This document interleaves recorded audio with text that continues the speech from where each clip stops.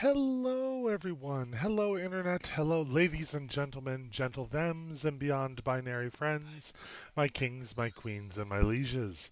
Hello, my name is Belmont, and you are watching another Try Gamer stream. Uh, Happy Tuesday, everybody. I hope everybody's doing all right and having a good day. It's been a long day for me. Just a lot of stuff at work.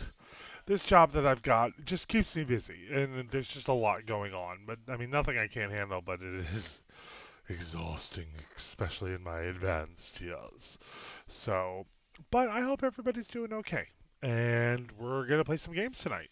But before we get into that, we are Tried Gamers. We are three boyfriends who just celebrate our gaming by doing streams and writing Magic the Gathering deck tech articles and putting together videos and board game stuff. And if you're interested in more of that, you can follow us at trygamers.com, which is where we keep all of our stuff, including this stream eventually. So if you're watching it on the website, good for you. You have found it.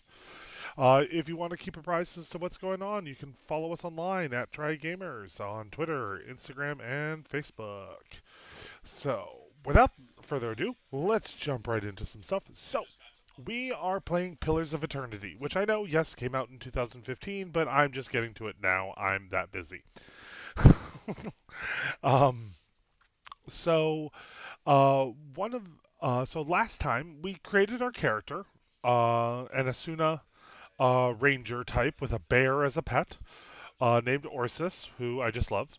I kind of feel like playing with the ranger with the pet is kind of doing it on easy mode, even though it already is on easy mode. But I don't care. I'm kind of more here for the story than the challenge. So we created our character, and our character is was part of a caravan on its way to some city. I forget the name of the city. I'll remember it as soon as we start the game.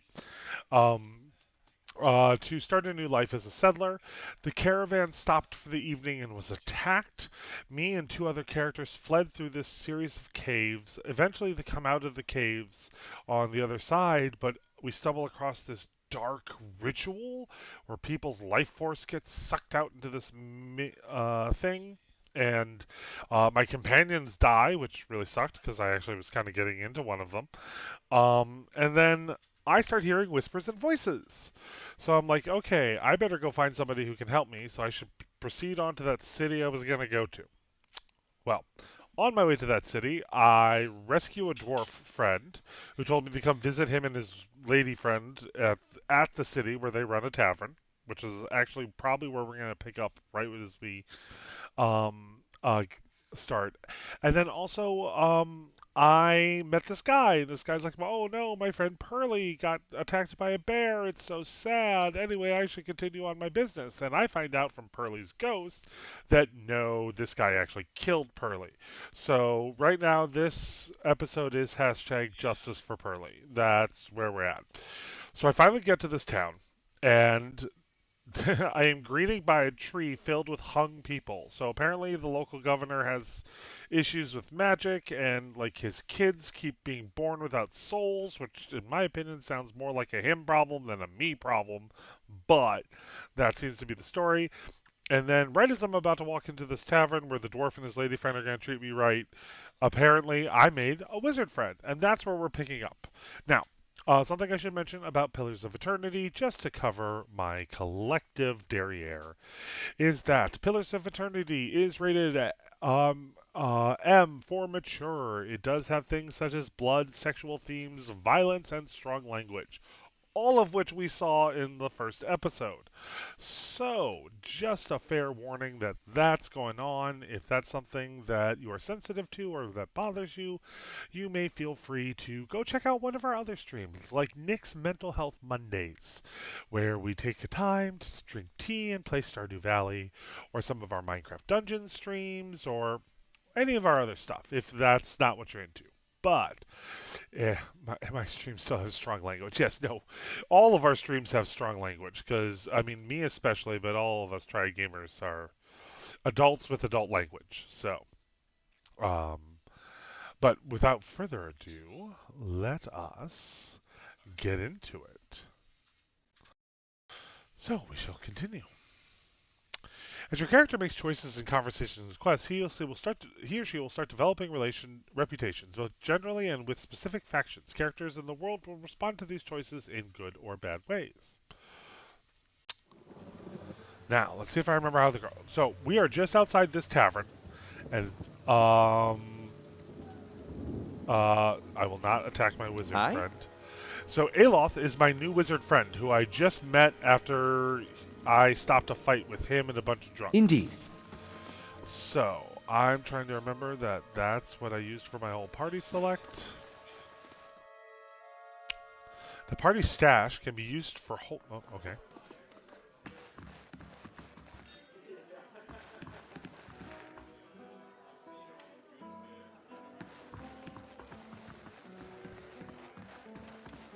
Good day, stranger. Hello, and welcome to the... The innkeeper looks up. Oh, it's you! Tenfrith told us what you did for him. It's such a relief to have him back. I can't thank you enough.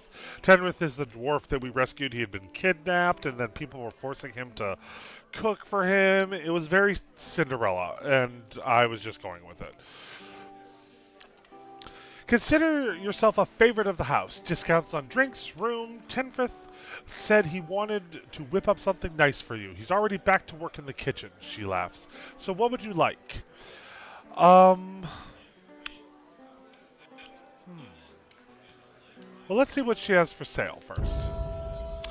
I'm sure you'll find something to your liking. We have the finest cook in Drywood. Party gains experience.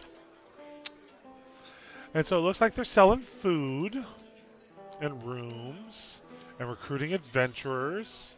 And they have a store. This is what's in the store. Retrain character. No, I'm good there. I think we have some decent camping supplies. We also have a lot of ingredients to make our own food. So, yeah. Alright. Well. Task complete. Late for dinner. Let's talk to some more. You. I'd like to know more about the Blackhound, please. Really? Well, let me see. The actual building's been here for years, but the Blackhound's fairly new. We get a lot of new faces here, too. Fewer than we used to, I'll admit. Tenfrith's the big draw. I'm sure we'll be able to get the big crowds back in no time.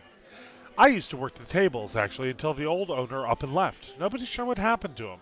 Even left his poor hound behind. That's the name, see? The Black Hound?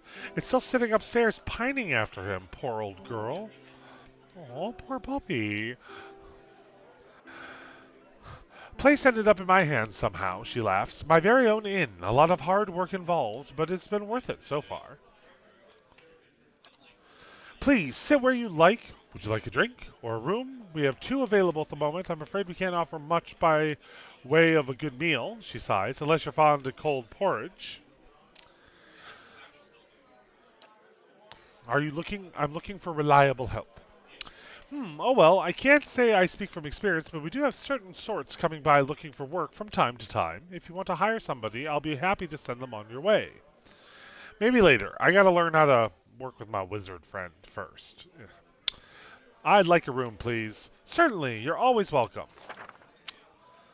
So, we can sleep in the common room.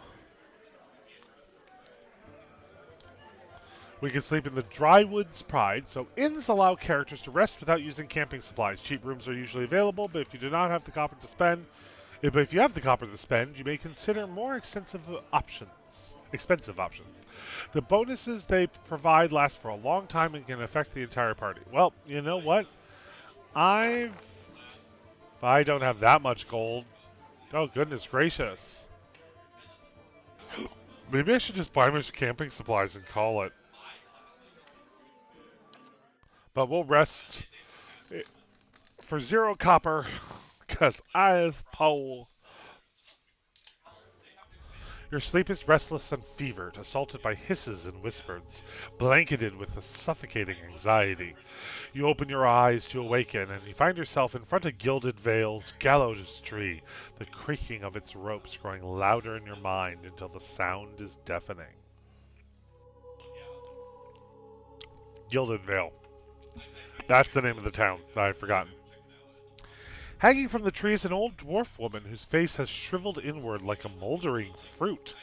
Her head hangs limply to one side. As you look at her, she looms larger and larger in your mind until she is mere inches from your face. Suddenly, her head snaps up and her eyes open, and they are empty, and behind them is a vast nothingness that makes your stomach drop. Her mouth slowly parts, and with a gust of rancid air, she speaks a word: Watcher. You jolt awake, the foul smell of the dwarf woman's breath still permeating your nostrils. Sweat runs down your face in thick droplets, and your skin is soaked from head to toe. You remember the woman. You remember seeing her decaying face when you spoke to the magistrate. He called her an animancer. Though it fills you with a new queasy apprehension, you feel a strange compulsion to see this woman once more, if only to confirm she is truly dead. All right.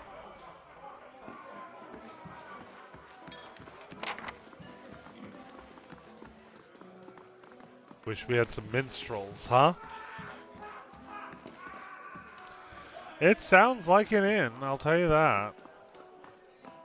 Let's go visit that dog first. Oh, we have some coffee.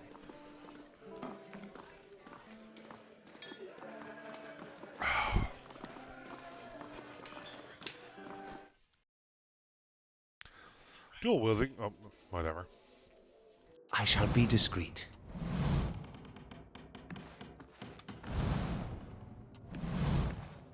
Nope, I'm gonna need to relearn that control.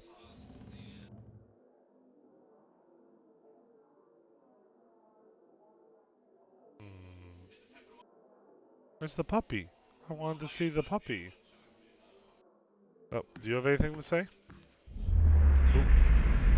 Just like Naruchap, as you near, you feel a vibrant history contained in the essence of this man's soul. Voices from its past seem to call out to you.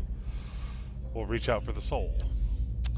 You see a man soar through the air, hitting a nearby wall with a nauseating crunch. He doesn't get up. His attacker, a burly, clean-cut warrior with a carnivorous grin, turns and shoves his fist into the stomach of another assailant, removing another from the impromptu blow. The bar is a whirlwind of elbows, knees, fists, and feet, with no end in sight, and he is in his element. In the corner, three smaller men speak quietly, throwing malicious glances at the larger man in the center. He breaks a chair over a tattooed head, cackling.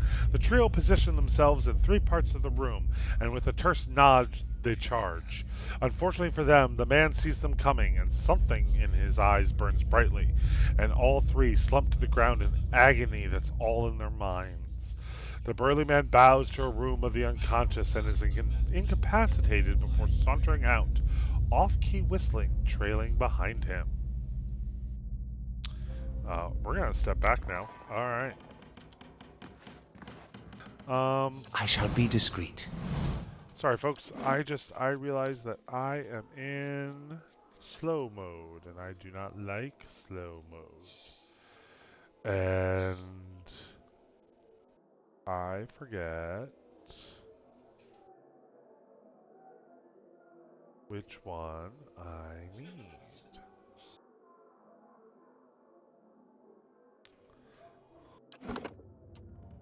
Nope. Nope.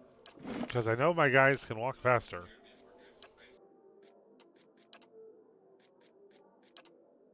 I know my guys can... Double speed. There we go. That's what it is. There we go. And what's over here? These bones are covered in tiny bite marks.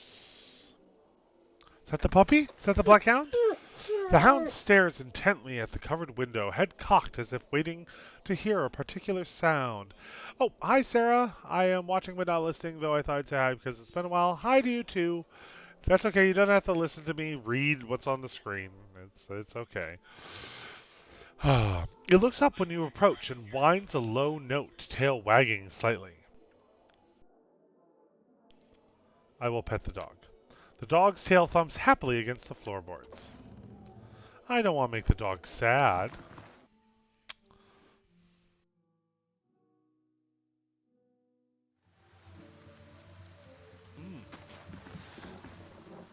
more town.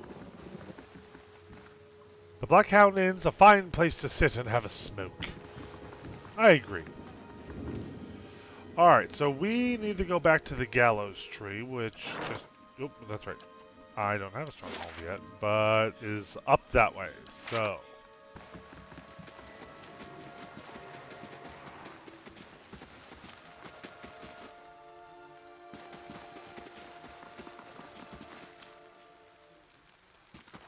I have received confirmation that Lord Radric's heir was not born well. My lord has issued an injunction on all new homesteads until he can be assured that the village has been cleansed of all Eothasians and whatever other undesirables that have brought this curse upon his lands. It would be best if you left town as soon as possible. I would suggest returning to your old home. There will be no place for you here.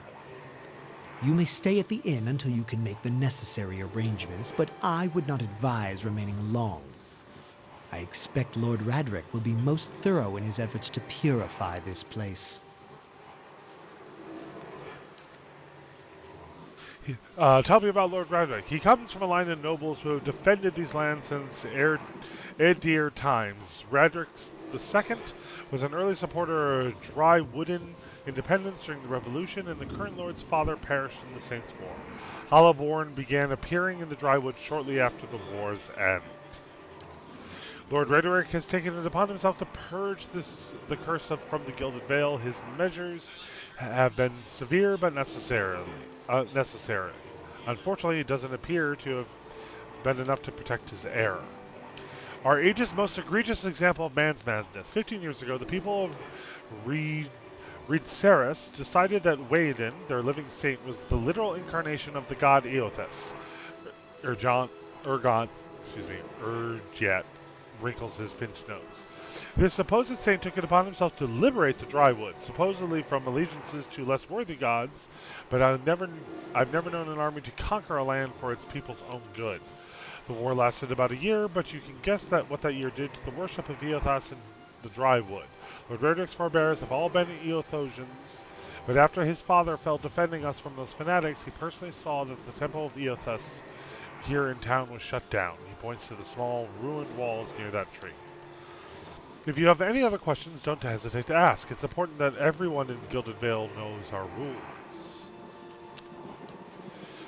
Well, I did come a long way. Then you should have no problem continuing on. Trust me when I say it would be best if you were not here when Lord Radric's men are dispatched from his hold. They'll be looking for anyone who might have brought the legacy upon us, whose very presence might have polluted his wife's womb. They will extinguish all possibilities. Well, on that note, goodbye. But anybody else notice that one of them is kind of glowing now? So, Sarah makes a very good point that our elf here, Aloth, does bear a striking resemblance to the master of many races and disguises and acting, Jeffrey Combs, who is, I first saw in pretty much name any Star Trek series after the original series, and he's been in it. He was also Herbert, what's his name in the Reanimator? Herbert West? Yeah, I think that was his name in that. So he was the Reanimator, which he was spectacular in that as well. Alright. But scattered between the roots are bracelets of twine and bead, wilting flowers, and notes of... Oh, no, I'm not sure I want to go there. I want to see what's going on with the glowing corpse.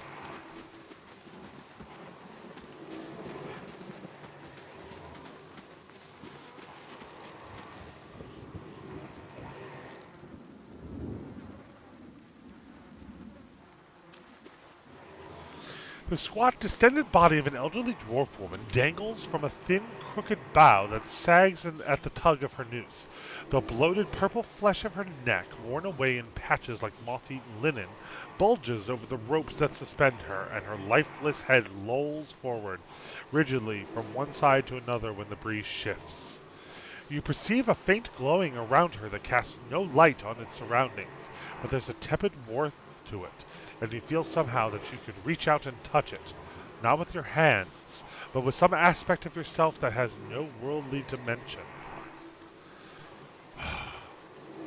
Well, I guess the question is, folks, should I reach out and touch somebody? But apparently I'm going to, so here we go. You take a deep breath, clearing your mind, focusing on your objective. As you exhale, you feel yourself spreading out towards the hanging woman, perceiving all that lies between you and her with new, unfamiliar awareness. Once you have expanded enough to reach her, there is a sudden jolt to your mind, a ringing, electric surge of images and words and sounds. Involuntarily, you shut your eyes and you feel yourself being pulled down to some deeper consciousness in a space occupied only by you and the hanging woman.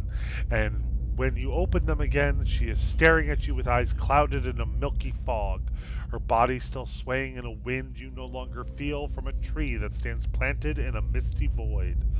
The woman gives a slow nod of her head, the rope creaking as she does, and she smiles at you. Have you come here for me, dear? Or have you gotten lost? Ah, it is both, I think. Yes? Well, these are some very good questions that we are going to ask one by one. Am I imagining this? No, I think not. A pity that. It would be simpler. A mercy, even. To not have to wander anymore, no? Alas, we are here, you and I, wherever here may be. How are you able to speak to me? Is that what we're doing? Perhaps it just seems that way. Perhaps it is the easiest way for your mind to make sense of it. I think it is a very good choice. I need to understand something that's happened to me. She nods, a look of pity on her face, as though consoling a child. The world looks a little different than it used to, is that it? Feels like you're noticing things for the first time that have always been there. She nods. You have seen past the shroud. It only takes an instant. Your soul remembers, yes?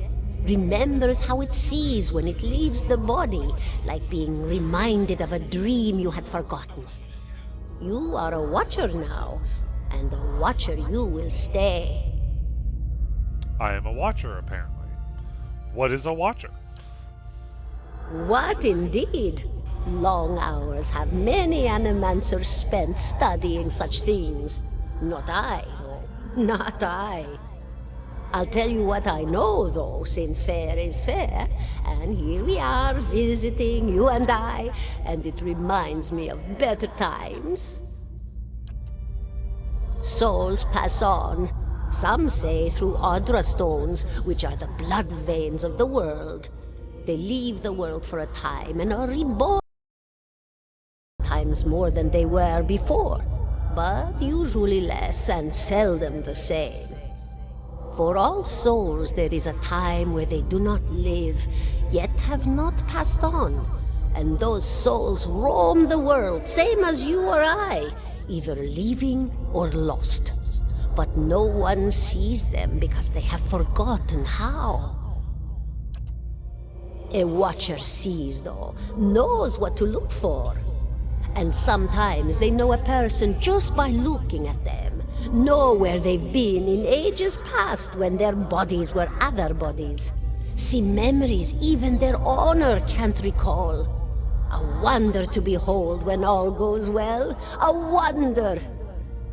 What do you mean when all goes well?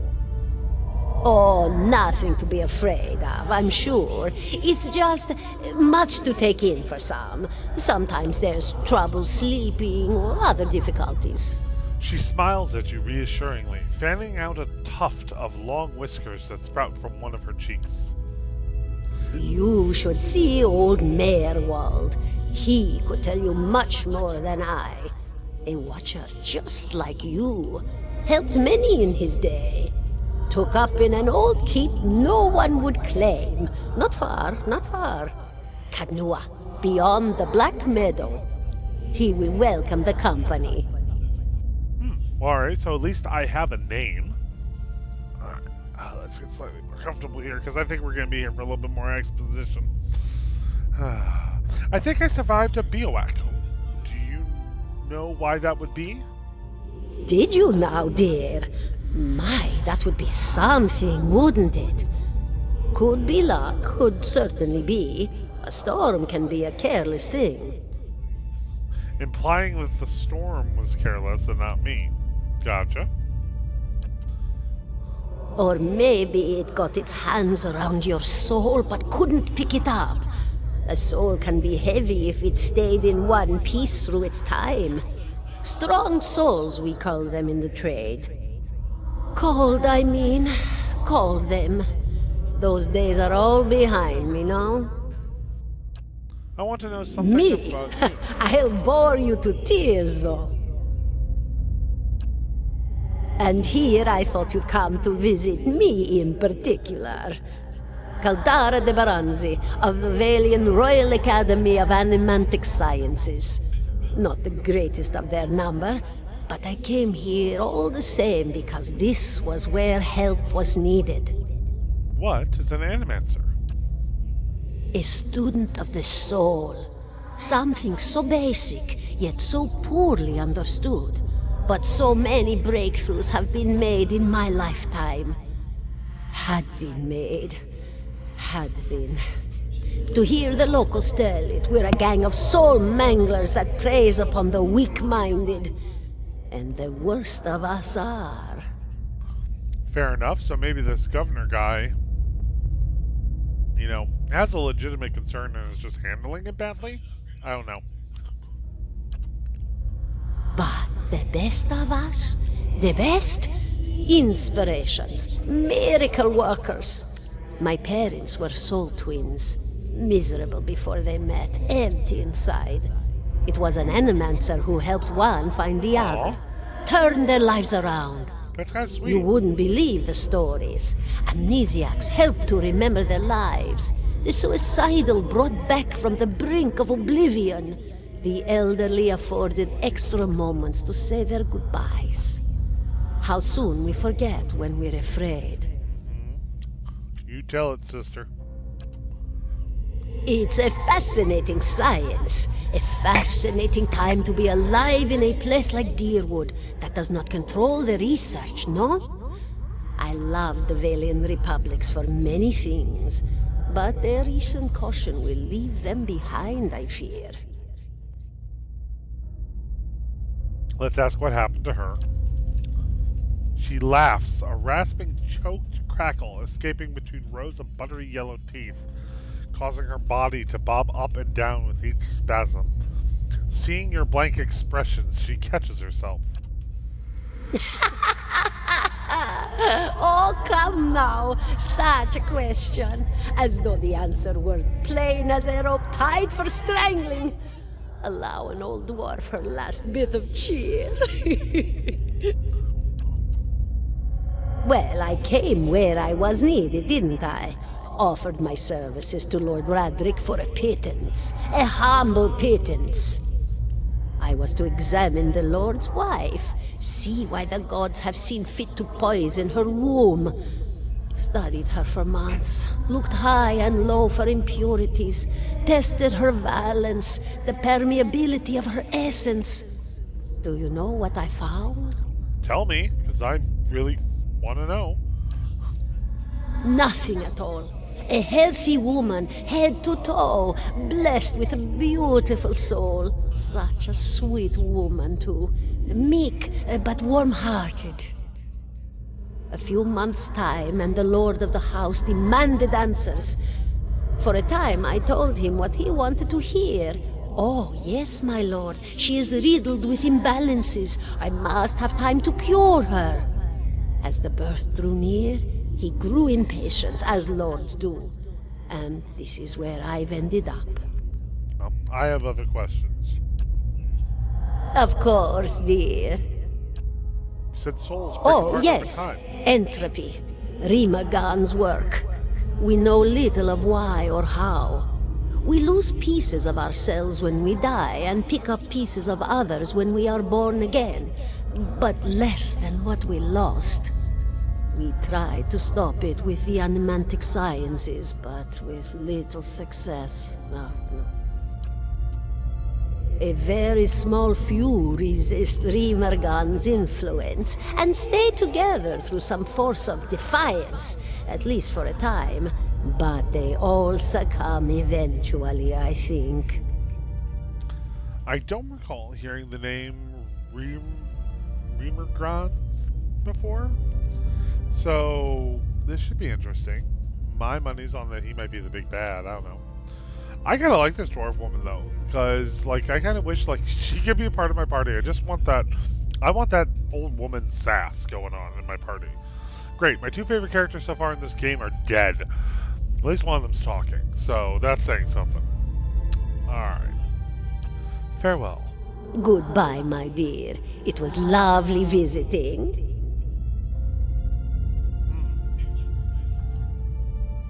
Caldara closes her eyes and her head slumps forward over the noose, and her surroundings seem to bleed into your vision from some unknown place of waiting. I was granted the Crucible of Soul. Yeah, totally forgot that my wizard friend is just watching me do this. Aloth looks at you through narrowed eyes. Are you alright? You seemed lost just now. I am a watcher. His arched eyebrows recede into his hood. Well, that is interesting. He gives you a sly grin. I expect this has something to do with the hooded figures in the ruins? In any case, I appreciate your honesty. Since we're traveling together, it's probably wise for us to share these things. Well, do you know anything about fucking watchers, dude? Only that they're rare, and they seem to have unique insights into certain soul conditions, as you just demonstrated. Let's continue on. Alright, so now we need to travel to Cade Nua, which I am all ready to start. And I have completed my quest of visions and whispers. So, my big thing, oh, there's the world map. So, Cade Nua is to the east. No, to the south and then to the east. So, that's where we're headed.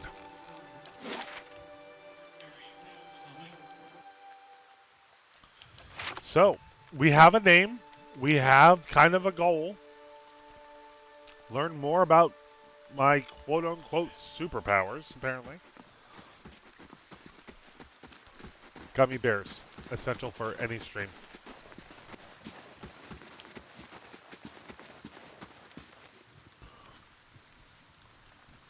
Used to have a lot more fortune tellers come through. Lord Raedric had us chase them off.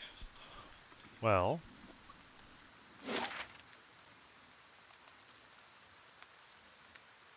Looks like we're headed for Magran's Fork, and it will take me 4 hours to travel there.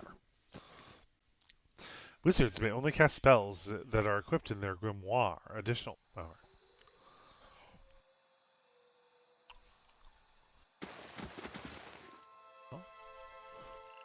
This me, Aloth, and Ursus. We're just traveling. We're just traveling. Why? If the game paused like that, though, there's probably something coming. A young wolf. Alright. Let's see what this wizard can do, shall we?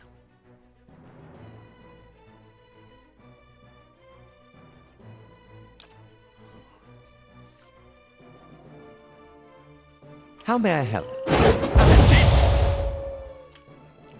Alright, Ursus, you take care of the rest.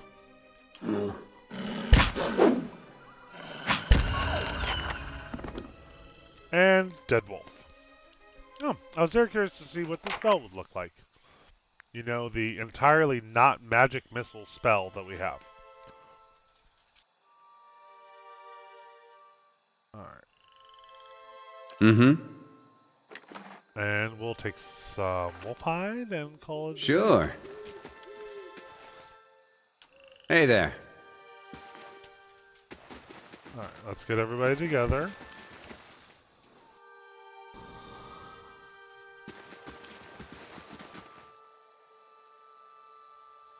That's not how I control what I need.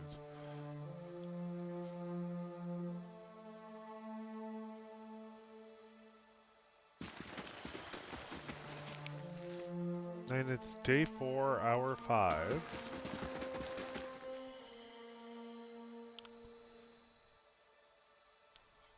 West to Gilded Vale.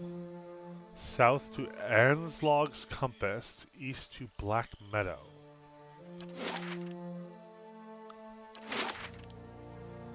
Well, I think I want to go east.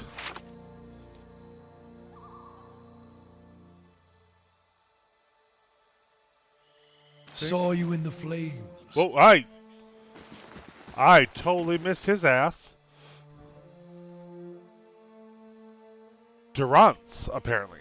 Squatting at the base of the statue is an incredibly ugly man with bulging red cheeks reeked by pox scars and a scraggly beard. He is sweating as if he has a fever, but his breathing is measured and steady, like a slow push of a blacksmith's bellows. But that comparison feels strange and unwelcome. The next comparison, possibly sparked by his grin, is that of a bear trap, and then out of nowhere there is a hint of alchemical fire that fades almost as soon as you identify the smell. Come to pray at the statue? The question mark is barely there. As the man makes the statement, the statue takes on a reddish cast as if one is holding a torch to it, then slowly blossoms into waving flames. The man doesn't turn as the statue blossoms into fire. The others are welcome, but it's best if just you and I trade words, and your shadows stay quiet. Hands off their weapons, both arcane and steel. It's only you I want to trade words with anyway. I'm not sure if we should trust this, folks. I swear before the whore that is Margaret, no harm will come to you in her shadow, if that's enough of a promise for you. If not... Examining the statue, the weaving firelight from the statue gives off no heat. So much so, you wonder if it's some trick of the mind. The ugly man before you doesn't seem to notice it, or feel it, although the sheen on his brow is still present, as if burning up from within.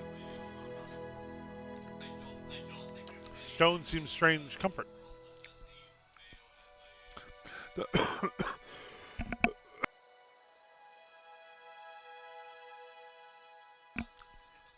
Excuse me. The man smiles slightly at your words, then nods, never taking his eyes off of you. I could do better, though the world holds little else. His eyes run the length of your frame, and he follows it with a sneer. Until now. Alright. Am I being sized up because he wants to fuck me, or is he going to eat me? Because, frankly, the vibes that he's giving off is only one of those two things. The world holds many whores we worship. Respect comes with honest titles. I bet even you have gone against instinct in exchange for a little copper, or paid for such in countless ways. But if I give offense, if words are all that are left to a man, then why in the Deerwood of all places he should have leave to speak them?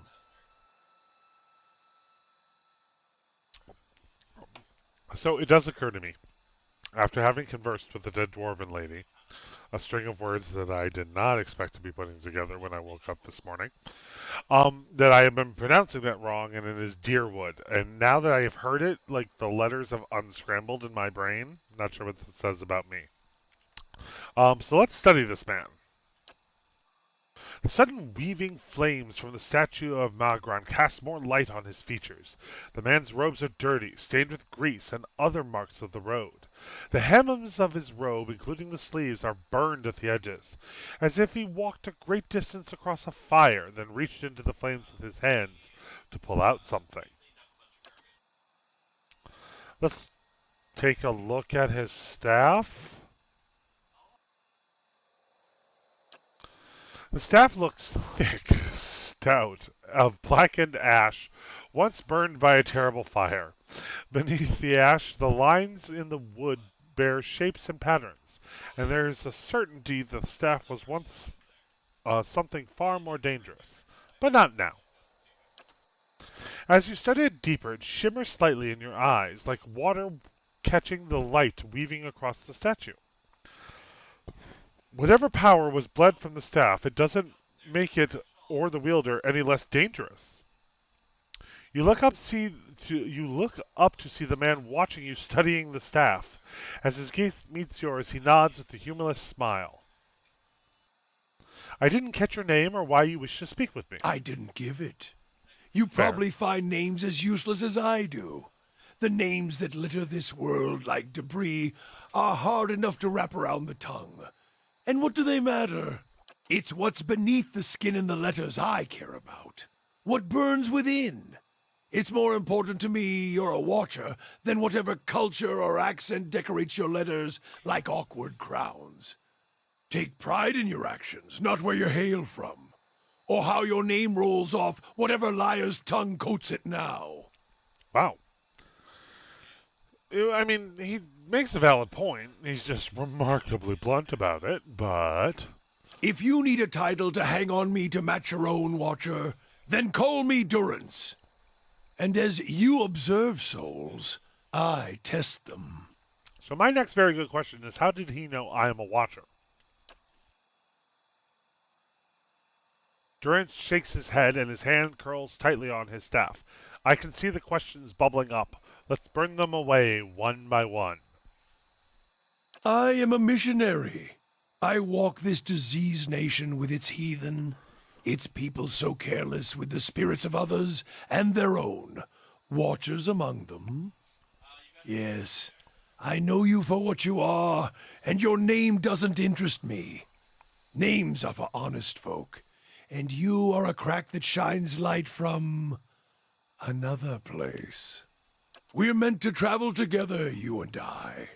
Saw you in the flames. Not your face, but that soul of yours. All tightened up, like a huntsman's knot. Well, I am a huntsman. I'm a ranger. That's kind of what I do. It's my thing.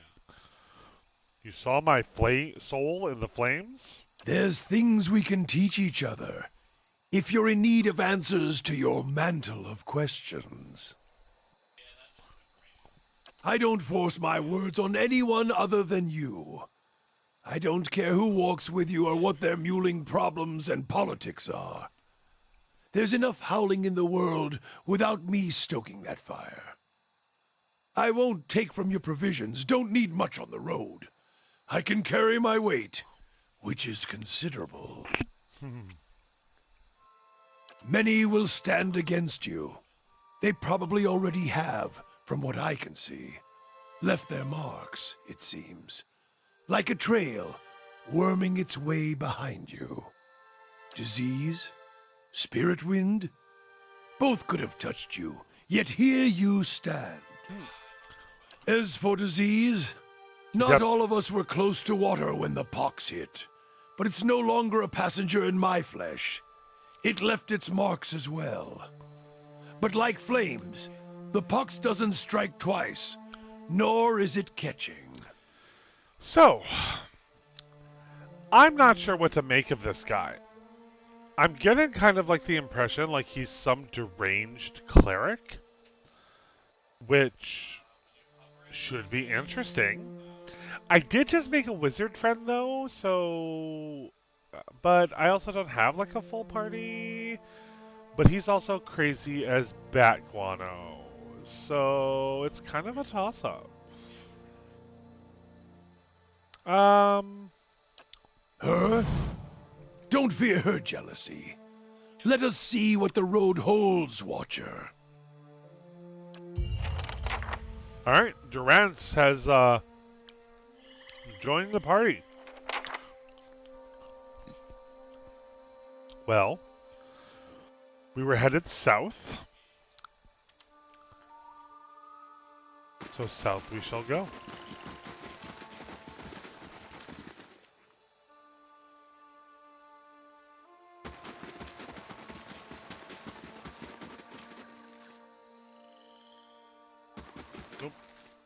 Hey there.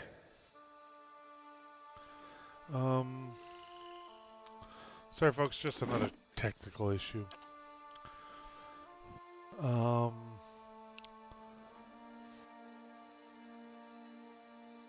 2. Oh, okay, I gotcha. There we go. Sure.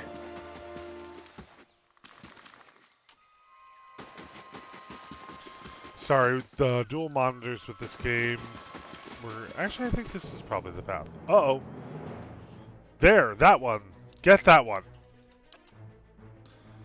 Alright. Apparently, we've pissed off people just by being here. So I'm gonna go there. Orsis, I want you to go there. You go over here. And Durant, since you apparently have the most hit points out of all of us, you get Hey there.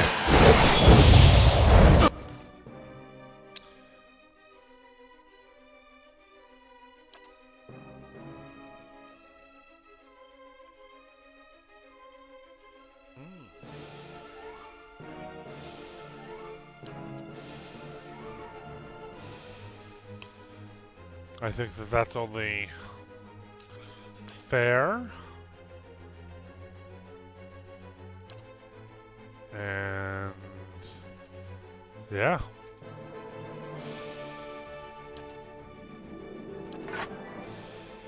And let's perforate that guy. That's it!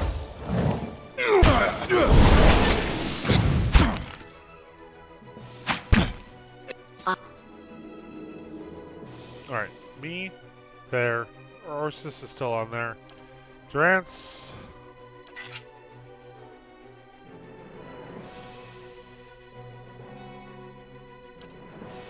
You, on the other hand.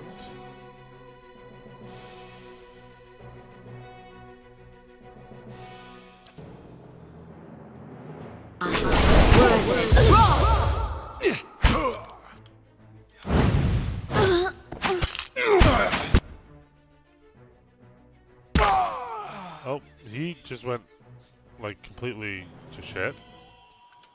Sure. Ooh, a grimoire. Oh, only wizards can learn grimoire spells. Wizards have the ability to learn a staggering number of spells, but they're always limited by the capacity of their grimoires. At any given time, a grimoire may only contain 4 spells of each level. Click on a spell in the right panel to remove it from the grimoire. Add spells to empty slots by clicking on the spell in the left panel.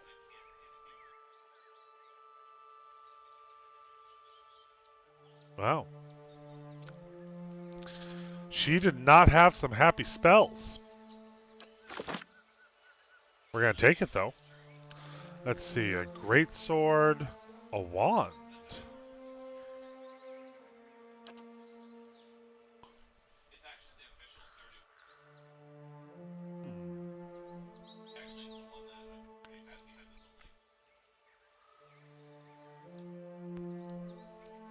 Luandra's orders.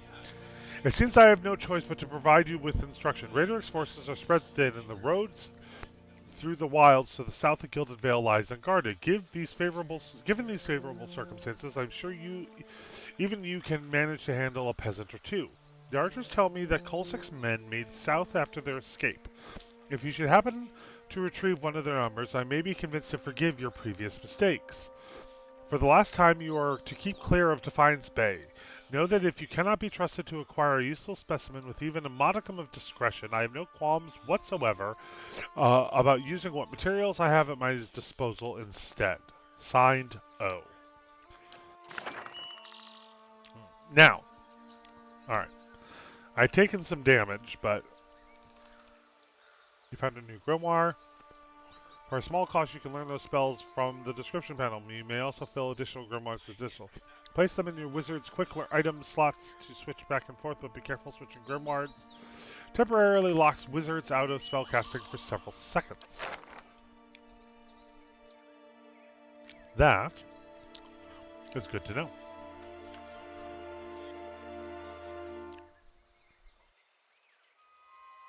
Alright. Well, that was bracing. Let's get a move on.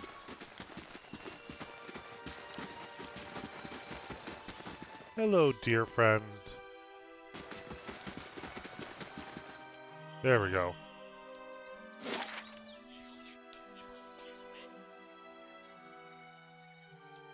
I think I'm taking the wrong path.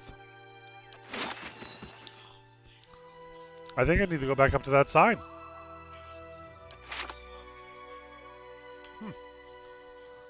But, so I've got my ranger, a cleric, and a wizard.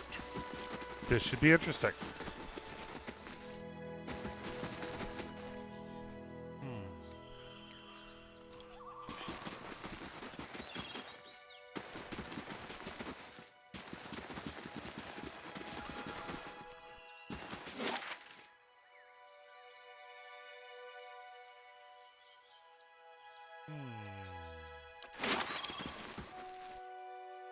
Alright.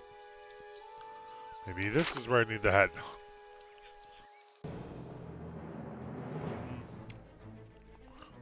Oh, another wolf.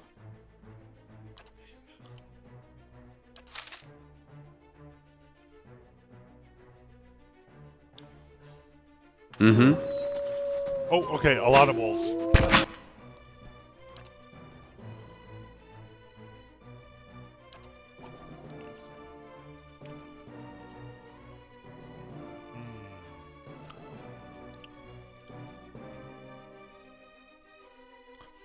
Priest spells are interesting.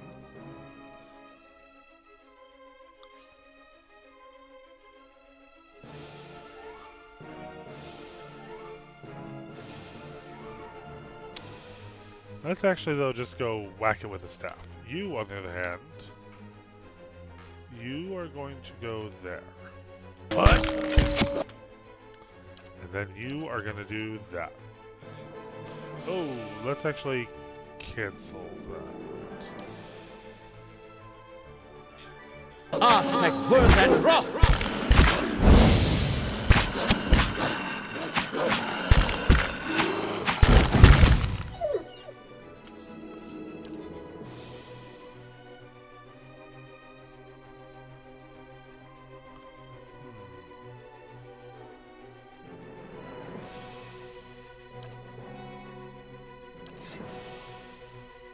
What?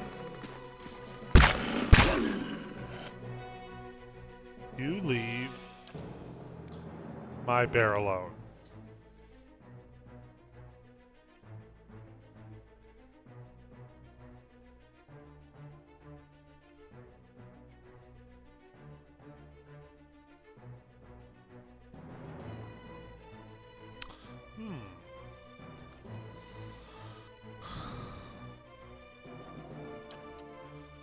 Save my bear.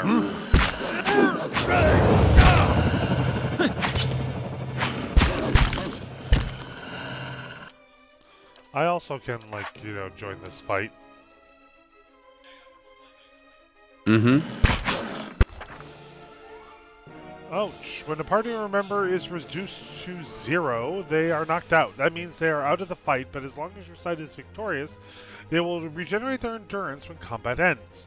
Even though endurance regenerates after combat, health does not. Keep an eye on the bar to the left of the character's portrait to prevent them from being maimed or killed. Just like an adherent to go down fast.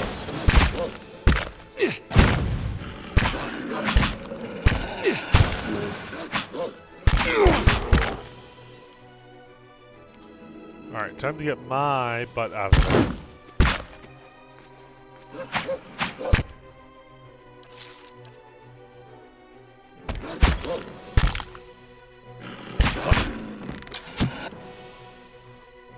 Alright, so I'm not good at combat.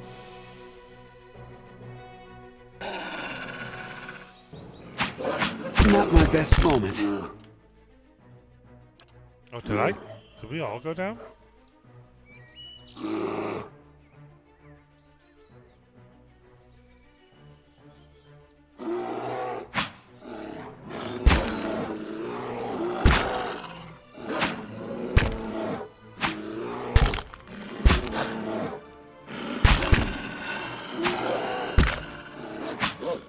Come on, Arthas.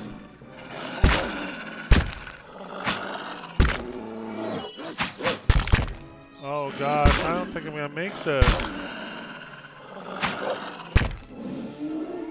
Oh no.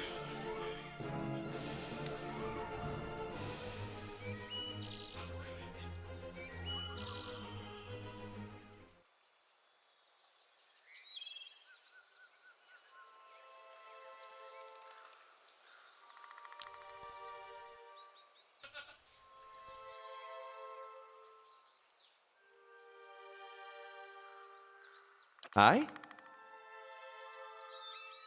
I mean, for a priest, do I have no healing whatsoever?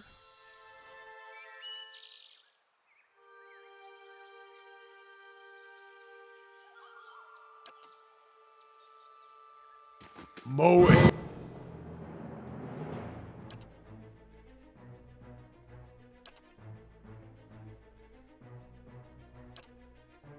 So we'll go there. Ixi Ana.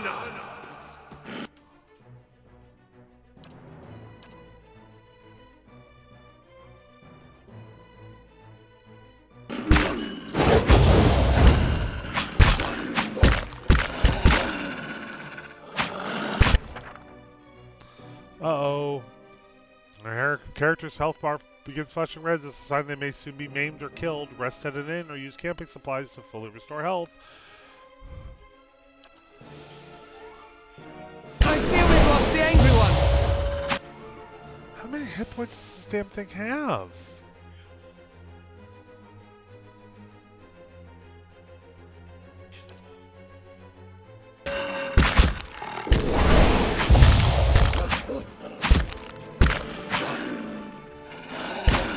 I shall deal with this one.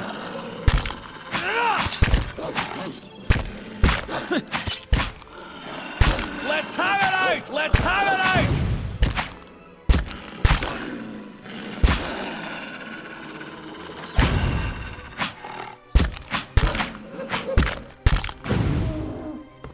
I think we're going down pretty fast, folks.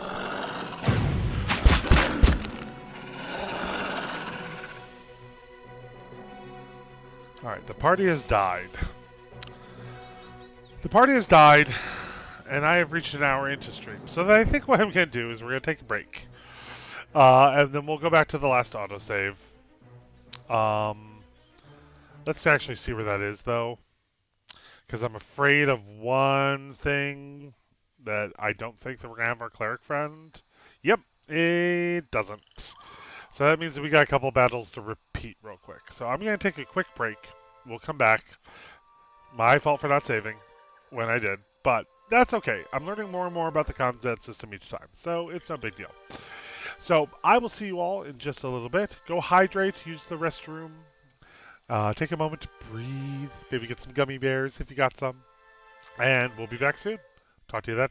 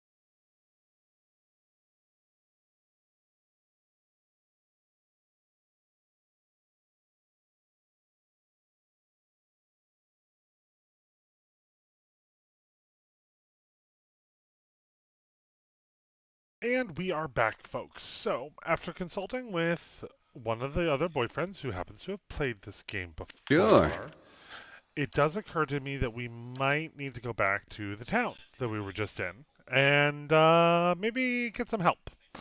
Specifically, something in the burly and sexy category.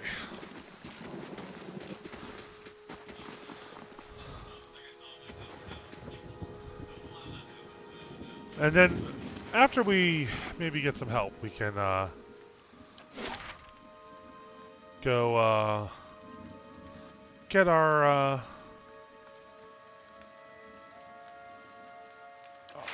cleric friend, our mad cleric friend. So let's go visit the windmill.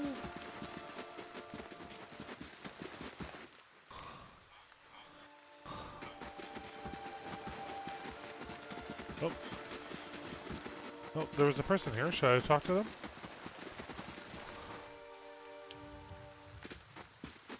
You think if these rains, it'd be a boon for crops? Nope, not so much.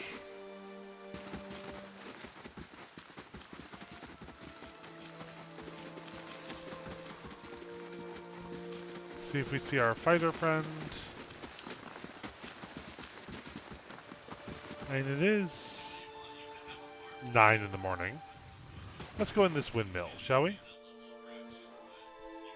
Otherwise, I'm thinking if there's a fighter friend, the Trumbull. An elven man stands before you, his relatively stocky build suggesting a life of labor.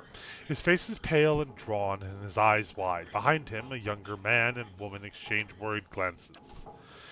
The miller raises a club as you enter. It shakes violently in his grip. Get back if you value your life. Hold on, I'm not here to hurt anyone.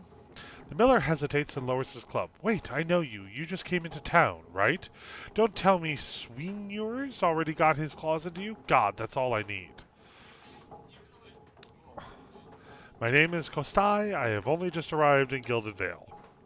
You picked a bad time to come visiting. Gilded Vale's had all its shine scraped off, just a big dung heap now, and Sweenyor thinks he's king of it. They're all of them mad. Who's this Sweenyor guy? The dwarf, the one standing out there spreading lies among the villagers. Bastard's been here for decades, and he hasn't gotten any kinder with time. The miller hesitates and lowers his club a fraction. Who are you? Is Sweenyor roping foreigners into his little crusade now? I didn't even notice the ruckus outside. I stuck in the back. What is all that ruckus outside? Trumbull says, where to begin? Sweenyor's whipped them up into a froth, going on about the grain stores. Claims I've hidden away most of it. All I've done with the grain is sell it. I can't create it out of thin air, and I can't hand it out for free. I pay the farmers for the crops they bring in. I sell what comes out of the mill. Most of it goes to the Black Hound on the west side of town for ale, and Sweenyor and his lot sure don't mind that part. You take a look at the fields on the way into town. The crop's blighted, and most of what I'm getting from the farmers... Trumbull gestures at the sack and containers. It's gone off, rotted through. I can't pay top prices for blighted wheat, and I barely got enough good grain to go around. Sweenyor's howling after things he has no right to.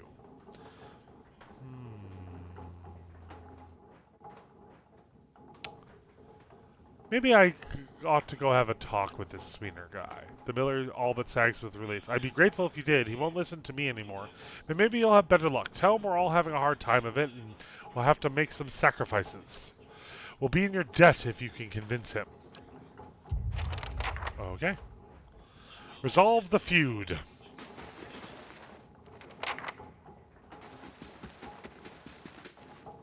My father's a good man. He's always done right by the town. I'm sure Father can explain better just what's happened here. Alright, fine. Let's see what's going on. Obviously, I need to also explore areas more fully.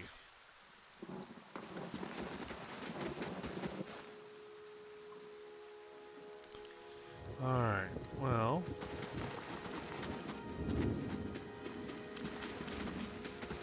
Hey, I want to talk to you. Been thinking about joining family over in Deerford. They have it far better than us. Alright. So where's this dwarf whipping people into a frenzy? Alright, that's the gallows tree. Phalon. As you near, you feel a vibrant history contained in the essence of this man's soul. Voices from its past seem to call out to you. Reach out for the soul, because I'm a watcher, and that's apparently what I do.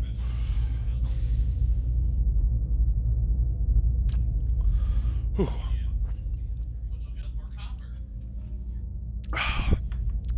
You see a pennant waving tall and sluggish in the wind, a rising sun embroidered on the banner, the vanguard of a small troop of paladins.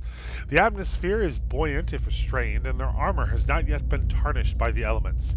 This expedition is fresh, young, and filled with zest and zeal. At their head stands a commander, awkward in full armor but determined in step. Despite the excitement of his fellows, he does not smile. There is a twist to his mouth, his countenance grim. He throws up a hand, halting his troops. Silence falls among them, revealing a dark thunder, deep and low. He orders them to ready their weapons and spread out. Eyes dart from horizon to horizon, necks twisting to see the source of the sound. In the distance, dust and lightning rise from the ground as a Stygian cloud races towards them overhead. The soldiers stand, only the staccato movement of their breath betraying their nerves.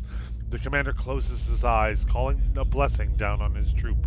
Invigorated and invincible, they wait as the enemy draws closer, poised to attack.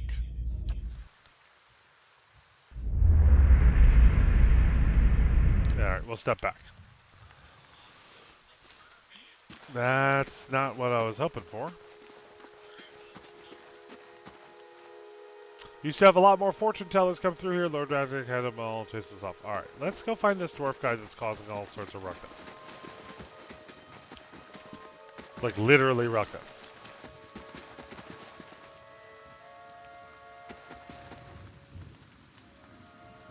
Yep, a lot of people saying the same thing.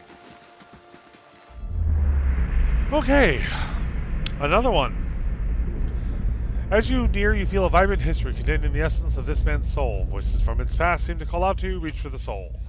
You see a large crowd gathered in the middle of the courtyard. This man stands in the midst of them, a cloak pulled over his head, holding it closed around his neck. The crowd has congregated around a platform, and they all watch, transfixed, as a man is led to the platform, flanked by 2 city guardsmen. The man is shackled hand and foot, but carries himself as a nobleman, not deigning to even glance at the crowd. The cloaked man pulls his cover closer around his face and turns to leave, hunching over to avoid being seen. A crier on the platform unrolls a parchment and begins to read, but the man pays no attention, intent on getting away from the courtyard. The crier's voice grows louder and more intense as he reads, and voice from the crowd starts to punctuate his sentences.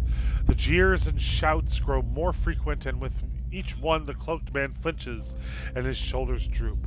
He breaks from the crowd, coming to the edge of the courtyard as the crier reaches the end of his proclamation. The crowd grows silent again, save for the occasional shout. The man turns back to look at the platform, seeing his father kneeling before the block, neck exposed. Ooh, a lot of talking. The executioner moves into position, lifting his axe to strike.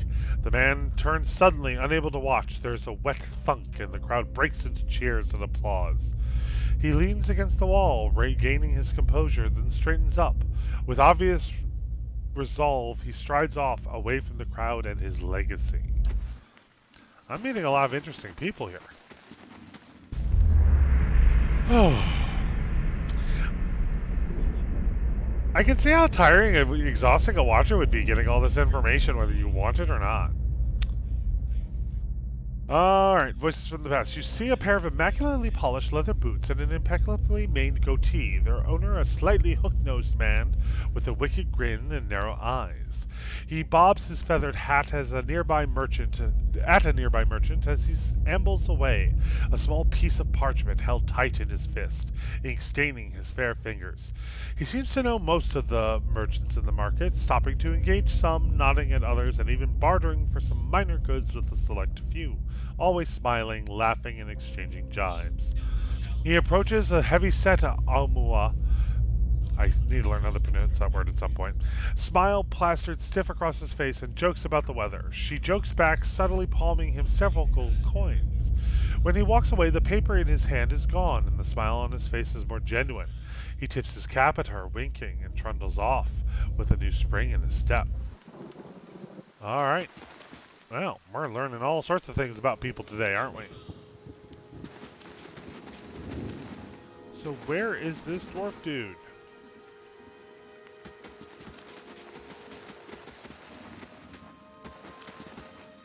Is he down here?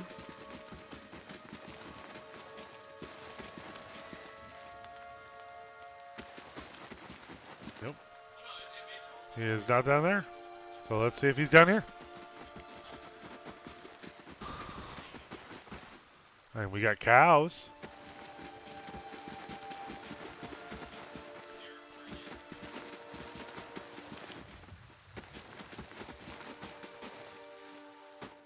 Maybe the fighter guy was in the blacksmith.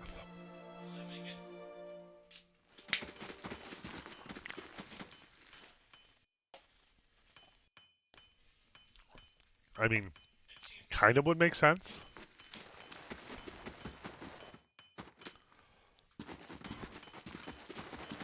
The apprentice. And reach out for the soul. You see a group of adventurers surrounded by a crowd of attacking Zerups. This man is with them, seemingly unconcerned by the battle, even detached from it as he stands in the middle of his comrades, chanting, his expression bordering on elation. His voice is powerful and deep, booming out across the combatants as a rich counterpoint to the chaos of their fighting. I think I actually read this one last stream. With every phrase, the battlefield changes as allies glow with a pulsing blue light, freezing the Zerups that surrounded them. A blazing pyre erupts from the ground, cutting and burning the creatures and sending them scattering. One of the fallen Zerups suddenly explodes as three giant grubs crawl from its corpse and attack the remaining enemies. The man continues the chant, thoroughly enthralled in the joy of the moment. Finally, the creatures having been reduced to one. His allies stand back as the man approaches it, still chanting. He removes his hammer and swings it at the Zerup. His phrase ends as the hammer connects with the head, punctuating the spell and bringing his song to an end. You know what? Hold on. I'm just going to check this one. Yeah, we read this one last stream. Learning so much about people. Alright, so we don't see any new party members in here, I don't think. So, let's go back. My money's then, if he's not at the blacksmith, he's probably, like any good D&D adventurer, at the inn.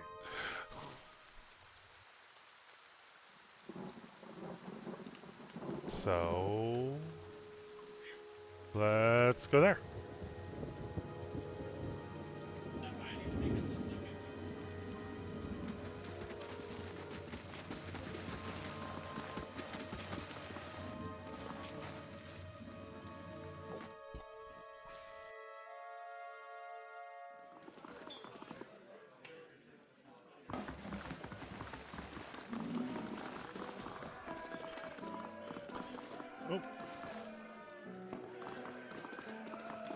Good day to you. Ah, there he is. There's the dwarf we're looking for.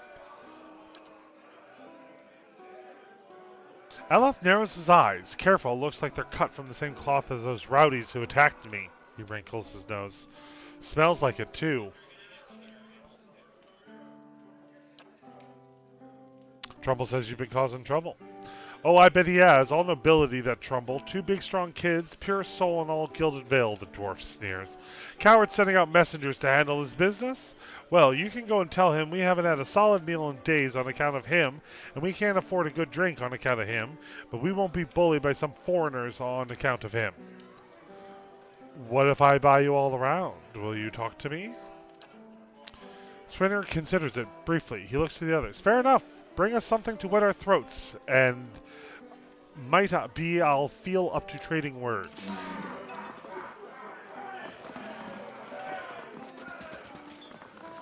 Well, I mean, do I have anything?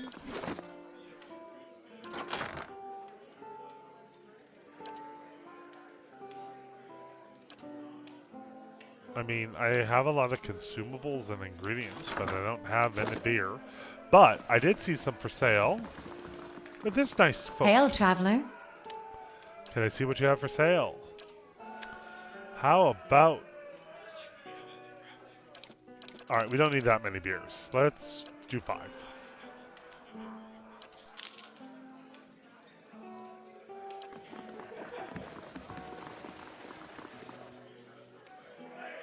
How do you do? I've brought drinks. So you have. By the flame, I never thought I'd be so happy for a mug of the Blackhound shit beer. God, that's good. Alright, then you've got my attention. What is it you got to say that's worth a round of drinks? Look, there's no sense in threatening the miller. You have him up against a wall. Maybe you could ask ask some of the other villagers for help. Yeah, let's try that. Spinner eyes you for a long moment, drinking deep from his mug. Then he sighs. You're right. Things go on like they are, and we'll just end up hanging from that tree out there. He looks to his comrades. Tell Trumbull we'll leave him be. All right, and we gain. Do you know what we'll do now with the crops failing? Haven't got another trade to speak of. Think Pasca needs a hand around the inn? All right, we'll report to Trumbull, but let's first see. We have a drunkard and a villager. Let's talk to the drunkard. And who are you then? Another fool come to answer Rhetoric's invitation? Our great lord had my sister run out of town after the boy was born. She was the only family I had. Now, where is she now? Blazes, I need another drink. I mean, I have more beer. I have more beer, that is a thing. I wonder if he'll allow me to give him beer.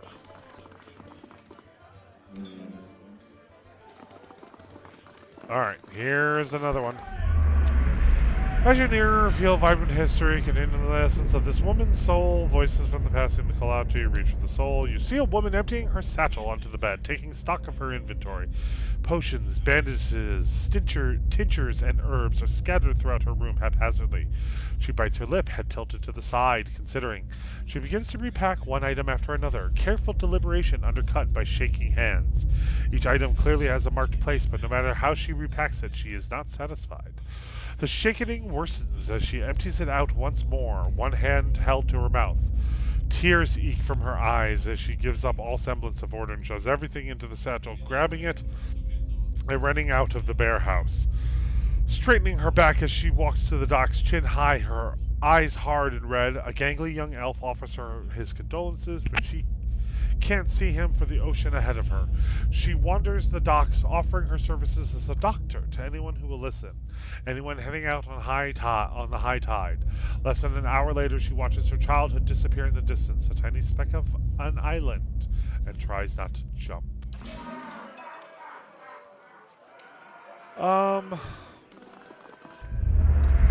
Straw Blight Blade.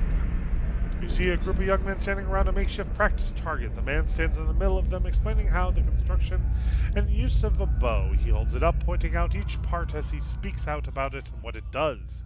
He then walks away from the target, telling him to remain where they are, and takes his place about 200 feet away. He carefully lined up another shot, explaining what he is doing as he does, and lets the arrow fly. It hits the target dead center, much to the surprise and delight of the boys near it. He smiles, walking towards the boys, talking about the proper stance and how to most effectively hold a bow. A noise comes from the tree line near their practice venue, and he stops, scanning the woods, blue eyes squinting against the sun. A shadow moves, making its way through the forest behind them. He draws an arrow and lines up the shot, carefully tracking the motion of the hidden creature. Loosing the arrow, he wastes no time and quickly grabs another. The boys spin, watching the arrow fly into the forest, immediately lost amongst the trees. There is a sudden explosive moment in the undergrowth as a deer erupts from the tree line, running across the edge of the clearing. The boys laugh, turning to joke with the man about his lousy shot. They stop talking, seeing him holding the bow and leading the deer with a knocked arrow. They drop to the ground as he looses the last arrow, which flies true and strikes the deer right behind its shoulder, piercing its heart and lungs, and dropping it dead almost immediately. The boys stare at the deer for a few seconds and then slowly turn to the man with newfound respect in their eyes. He smiles again and breathes a quiet sigh of relief. Alright, let's go check out upstairs.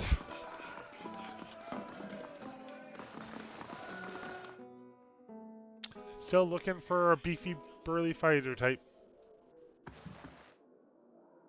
Carouser, grab a drink, my friend. Nothing much else, says the woman front of Thane. Hey, we said we would mention Thane. Alright, that's good enough. Alright, so we already got his story. Shane shakes Merlane. And Sela Amen. To be honest, guys, I'm gonna be very honest. That is a lot. Reading all those all the time. Dog wine signing.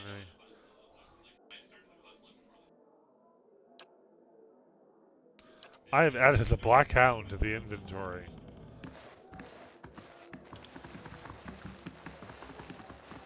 Anybody in here?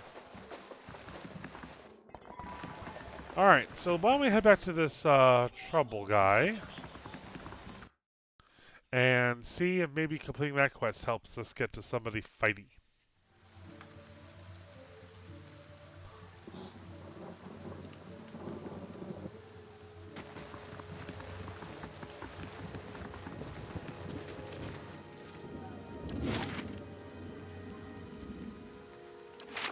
And we'll head to the windmill.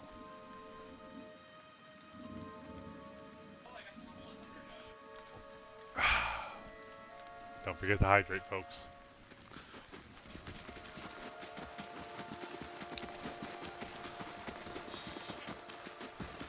I wonder if my character gets lazy if I ride my bear. The things I wonder. Well met, friend. I spoke with Sewer, and what did he say? I convinced him to leave your family in peace. Wow, that's great news. I wasn't sure you'd get through to him. They're out of their minds with drink half the time. It was drink that solved the problem.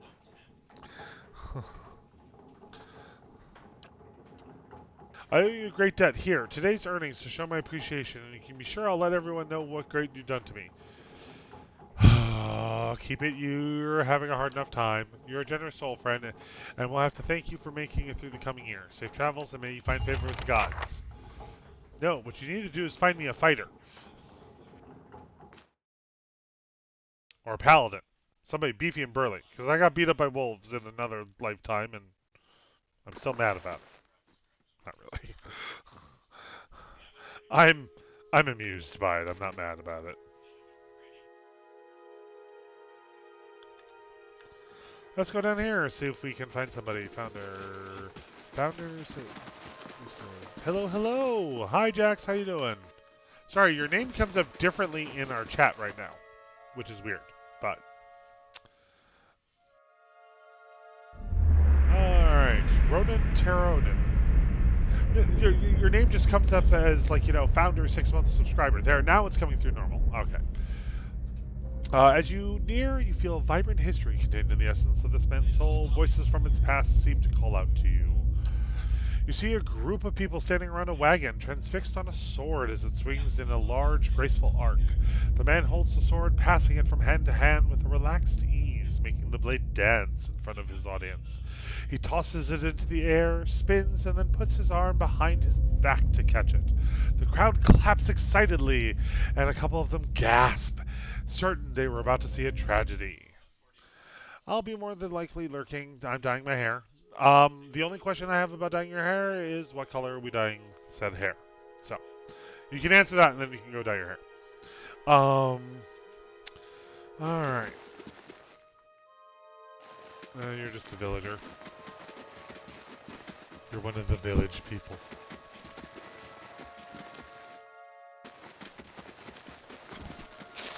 Kinda red to deep red, kinda pink on top. Who knows what this will turn out to be? Hey, hair color experiments are the spice of life. I'm all for it. No, I have never been to Defiance Bay. Okay, I'm starting to come up as a loss here.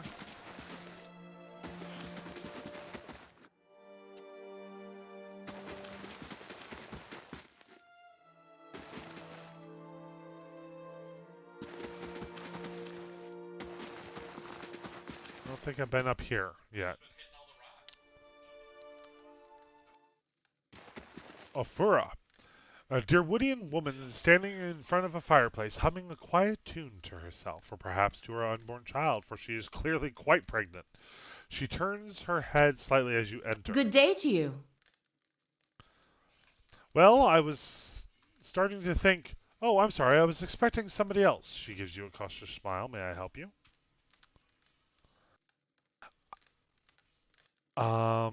Nice cat.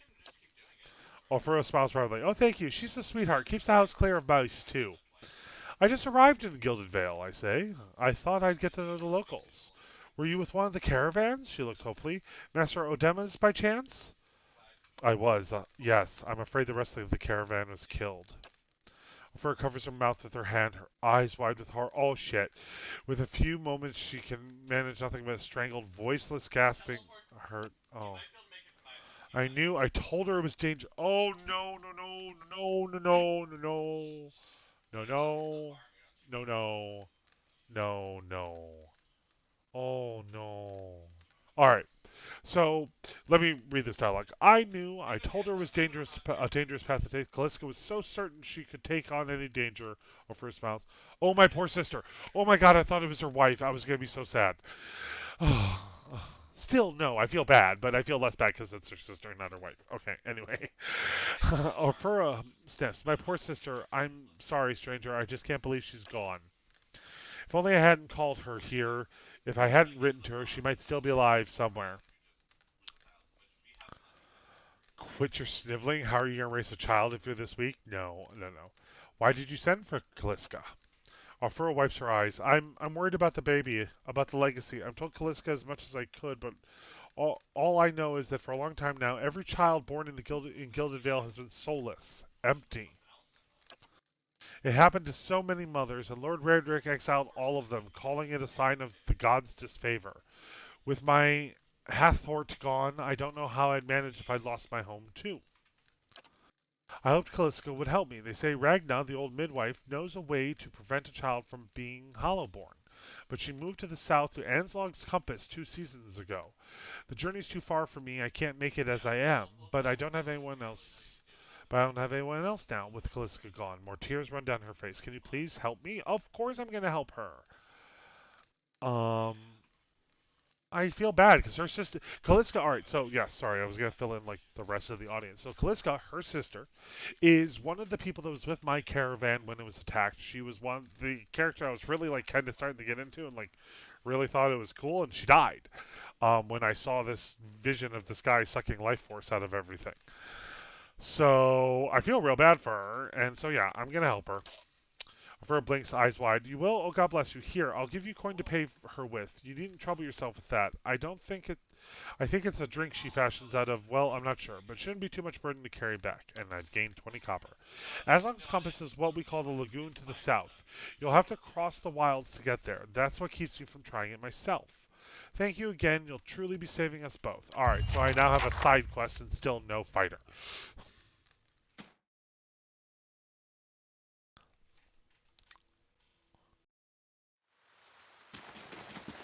But it also does definitely show me. Alright. Zlox the Usurper. You see a lone man standing in a field. He looks around, surveying the crops. Occasionally he bends to examine a leaf up close. He is intent on what he is doing, completely absorbed in his work. This man approaches him from behind. He moves slowly, but does nothing to mask his approach. In one hand he holds a large sword. There appears to be no malice or hatred in the man's demeanor. He seems almost pleased. The first man hears his approach and stands, turning away from the plant he was inspecting. His face breaks into a smile, and he opens his arm to welcome the approaching man. The smile freezes into a grimace as the second man thrusts the sword through his stomach, its blade now protruding from his back. His arms slowly fall to his side, blood starts dripping from the sword onto the plants below the men. As the first man crumbles to his knee, the second man pulls the sword out, a tear slowly falling down the cheek of his still smiling face. Clink!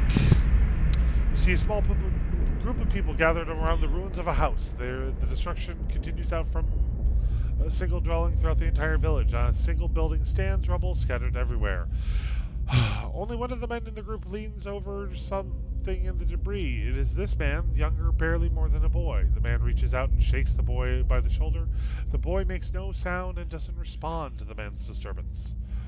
The man looks up at the other members of the group and shrugs, standing to rejoin his friends. The boy suddenly sits up, eyes wide. He scrambles backward away from the group, looking up around in horror. The group moves towards him in unison, eliciting a yelp from the boy who tries to move farther away. A woman in the group puts out her hand, stopping the rest. She turns to them reproachfully, motions for them to stay, then looks at the boy on the ground who is trying to push himself through what remains of a wall. He seems unaware he has even stopped. The woman slowly moves towards the boy, hands out, speaking in low, calming tones. For a time, the boy doesn't even hear her. He just closes his eyes and braces himself against the wall, expecting violence. Eventually, the woman's words work through the fear, and he hears her. He opens his tear-filled eyes and stares at her. She holds out a hand to him. He looks at it, seeming confused by the offer, then hesitantly reaches out. She takes his hand into hers and leans down to help him stand. So many people's backstories.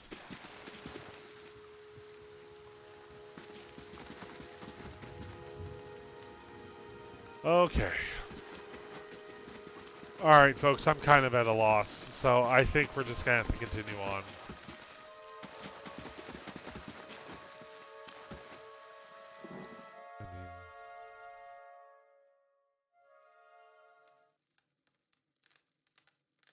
You are Kara Eloth.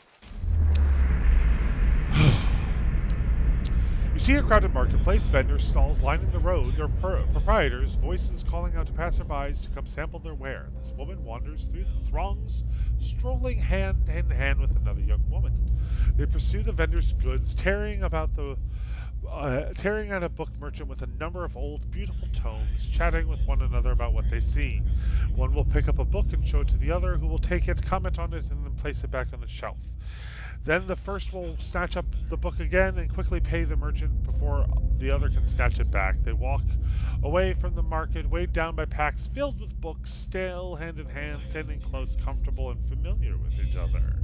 Ooh. As they pass down a somewhat deserted street, an object suddenly hits this woman in the chest and bounces off, rolling away towards one of the buildings. The women stop and look at the object, an apple, and then back up at the person who threw it. There's nothing special about him aside from the angry look on his face and the other two apples he holds. Before either woman can move, the man draws back and throws another one at them, this time hitting the second woman in the forehead. He yelps at them, something derisive and hateful about a legacy and responsibilities. The woman raises her hand to her head and wipes the juice and bits of fruit from her face and stares the man down defiantly. The first woman squeezes her hand and puts the other on her companion's shoulder, attempting to calm her down. The other woman pulls a book from her pack and holds it before her, muttering under her breath. She pulls her hand free and waves it above the book, an aura forming around her. The first woman is still trying to calm her down, but all she says goes unheard. The man, uncaring for the events happening in front of him, draws back and throws the last apple. As it arcs toward them, the second woman brings up her hand and points at the apple. A glowing orb of energy flies from her hand and it strikes the apple, causing it to explode and raining bits of apple down on the road and buildings around them. The man changes, anger joined by fear, looking like he's trying to decide if running or attacking is the better course of action. The second woman has started chanting again, her hands glowing, her eyes narrowing. The woman steps in front of her, placing herself between her love and their attacker. She touches her face, gently stroking it while whispering calming words, a kiss. The woman's countenance changes. She calms, her eyes softening, her lips regaining the lost smile. The first woman smiles again and kisses the other. Wizard scum, the man says behind them, and two women turn, staring him down defiantly. They join hands and begin walking away, moving past him without so much as a sideward glance. Go, lesbians!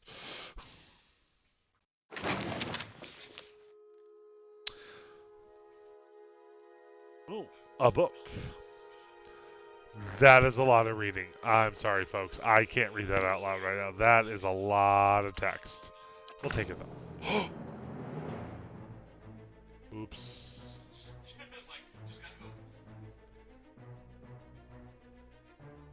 I did not realize. I thought they warned you when you did that. I'll teach you a lesson.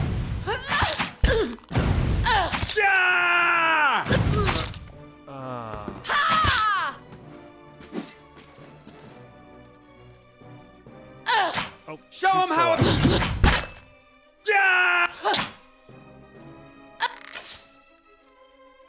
up. I really hope this wasn't the fighter.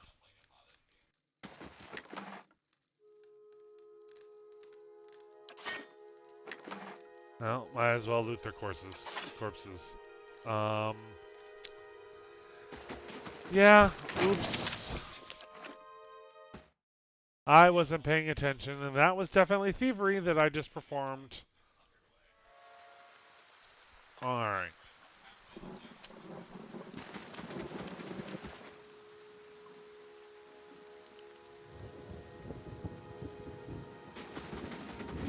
Okay. Well, folks,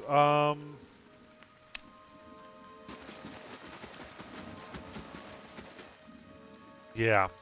Alright. So, time. Um, well, based on the evidence, that person was probably the fighter person that I could have recruited if I didn't just kill them. So, we are going to have to move on, because we've literally been running around this town now the whole thing.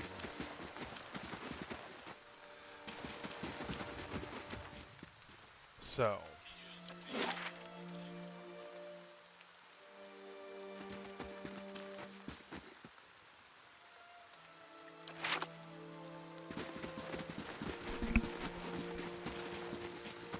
I'll have to go back and look and see if that was, hold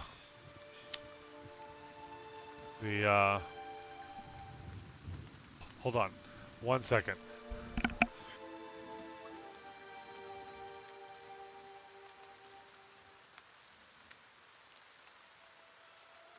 Alex is making fun of me for accidentally killing the only LGBTQ character I've also come across. I feel so bad now.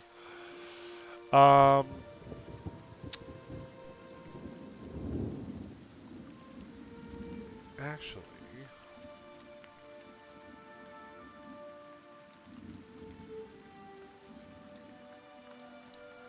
I'm trying to remember where I need to go to for that woman's thing.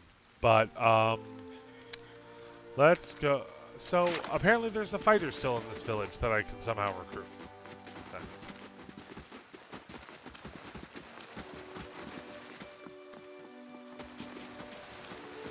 Sorry, I make Alex help me a little because he's the one that suggested this game. Not that I'm regretting it in any way, I liked it, but...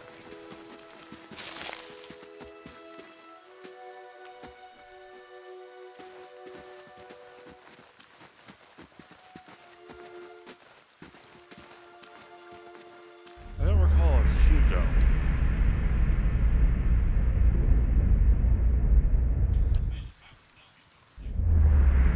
Nope.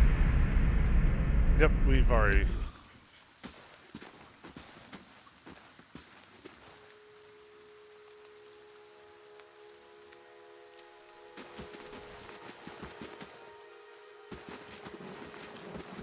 Are you? Nope. Hold on one moment, folks.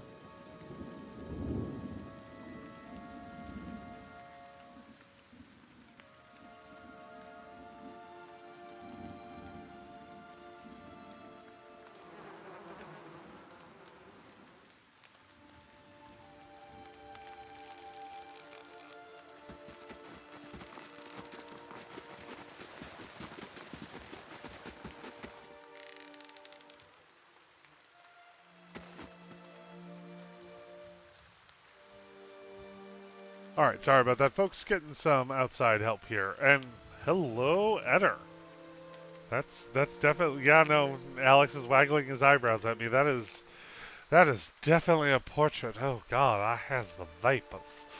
Alright, the smell of pipe smoke, at once earthy and sweet, winds its way into your nostrils. Your eyes trace the smoke to its origin, where you find a broad man with straw-colored hair, leaning against the mossy rock, his pipe held to his lips with one meaty hand.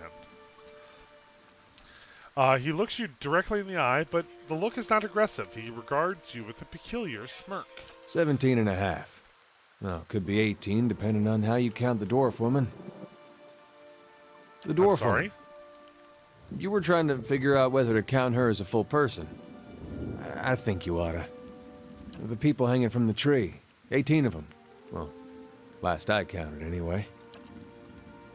Ella frowns. Is that what you people do for fun around here? Name's Eder. Eder. Though to the people around here, might as well be 19. Don't think I'd put you much higher than 22, 23 tops. You look like the sort that likes to get involved. What makes you think I was interested in the dwarf woman? He looks at you a moment, his brow arched, his smirk broadened. I was smoking over here, saw you staring at her. Twice I refilled my pipe. You never so much as blinked. Your mouth was so slack I took you for a Radric at first. Oh, that'd be some shade. Careful, friend. Best not use that word round here. Oh, wow. Could be any number of Radric bootlickers within earshot. Ciphers, animancers, watchers. Same thing in the eyes of folks around here, Radric especially. They come through these parts all the time with their cures, preying on the desperate. None of them are who they claim to be. Well, I'm claiming to be a watcher because some dead dwarf woman told me I was a watcher. I don't want to be a watcher. Of course, seeing you with that funny look, I'd be halfway inclined to believe you were having some kind of communion with that dwarf.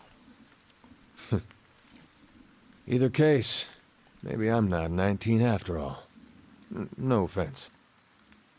Why do you think you're going to be hanged? The town's had it in for me for a long time now. Only fellow who ever stuck up for me, well, he's number 18 up there. My headman on the farm. Used to be my captain during the war. The war? Saints War. Only one in my lifetime. Fella decides he's the living incarnation of Eothas, overthrows Raid Ceres, marches on Direwood. So we gave him a Direwood hello. What's a Direwood hello, you ask? Blew him up.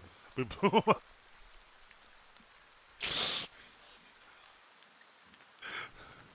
I asked this intricate question.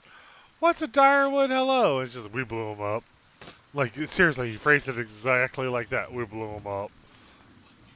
Welcome to America. Who is Eothas? God of Rebirth and Redemption, formerly, anyhow, maybe they call him something different where you're from. I had other questions. Why was your headman hanged? Got involved. Radric sent men down here the other day. They said they had it on good authority. Someone in town was working with Kolsk, plotting Radric's overthrow. Said if he didn't come forward right there and then, they'd hang every last one of us.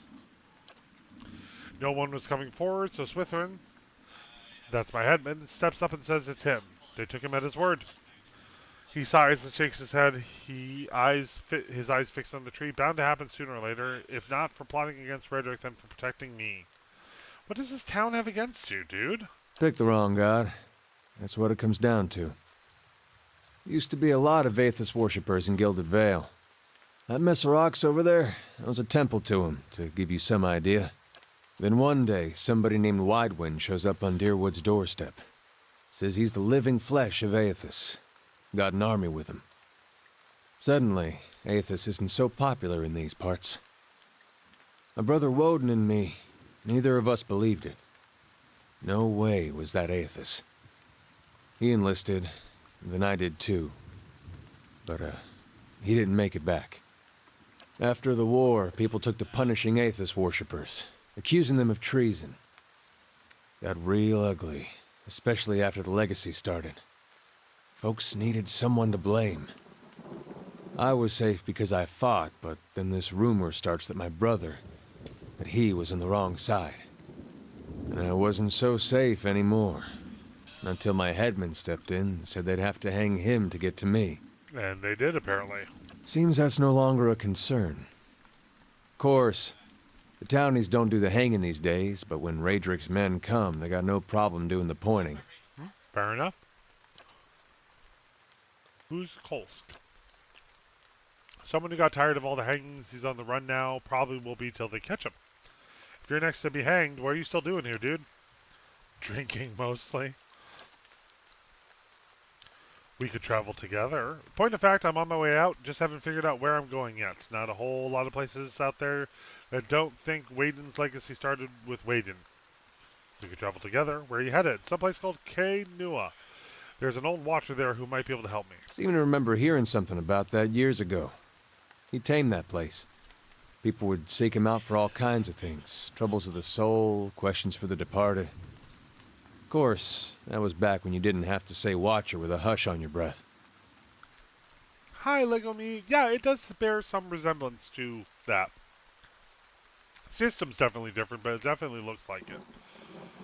A man such as that, there'd be things I'd want to ask him. Don't know why I never thought of it before. Well, maybe we'll get a chance to, dude. Not sure how I feel about setting out with a stranger. And a strange one at that. I'm not strange. But truth be told, you might be the only one in town who wouldn't feel some relief seeing me swing from that tree. Here I am going, I know other ways to show you relief, dude. But, that's, he was talking about me, I am the strange one. Yeah, I'm not, you know, it could be any of us. Oh my gods. I think, Leg of Me, you are the first person to actually do this. Maybe. So, I have, dear audience, I have been requested that I am to find a cat. So, I will be right back with a cat.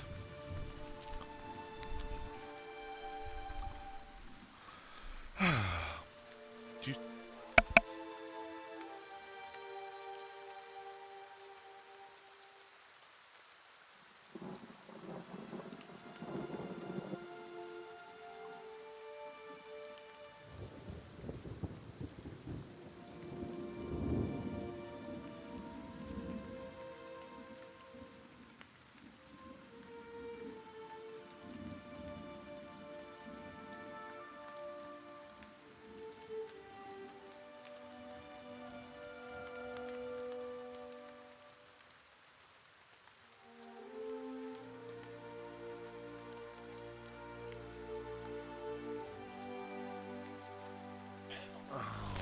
Okay.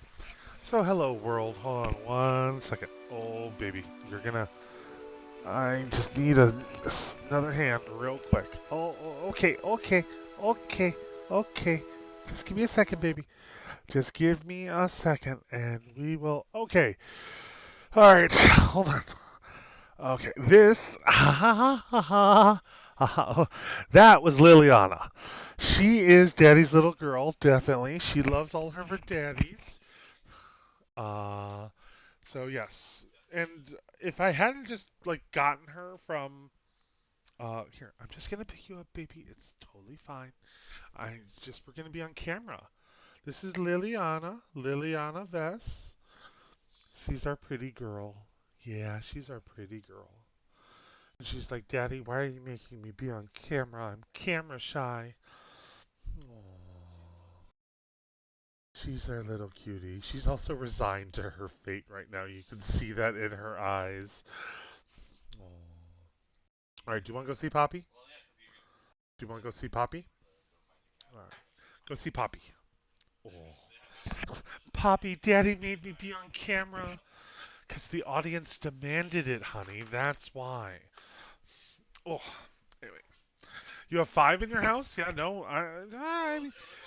I like animals, and I think we might get one more eventually, but we raised kittens in the middle of a pandemic. These two are needy as hell and codependent. And I love it. Like, don't get me wrong. I love that they're that way because they're uber snuggly. But 2 guinea pigs, so too small, 1 dog, and 2 cats. Yeah, that's a full household. That is definitely a full household. So, so yes, we have gotten a cat. And I think you're the first person to actually redeem those channel awards. So, congratulations. The guinea pigs are named Peach and Daisy. Oh, that is cute. I love it when animals have theme names. Ours are named after planeswalkers from Magic the Gathering. because the other one is a Johnny. Who the reason I didn't grab him is he usually gets screen time on his own. Like he just comes up, especially during Nick's streams. He's just like, "Ooh, love me, pay attention to me," even though like your hands are supposed to be on the computer while you play games, talking to people on Twitch. No, Johnny doesn't care. It's all about his screen time. So I called them Princess Peach and Princess Daisy. So I got Princess Peach and Princess Daisy in the cage next to me. Yeah. And Jack the dog. Cool. Yeah, we thought about a dog, but we're kind of we like dogs. We could be dog people. We just happen to fall in love with two kittens at this particular time.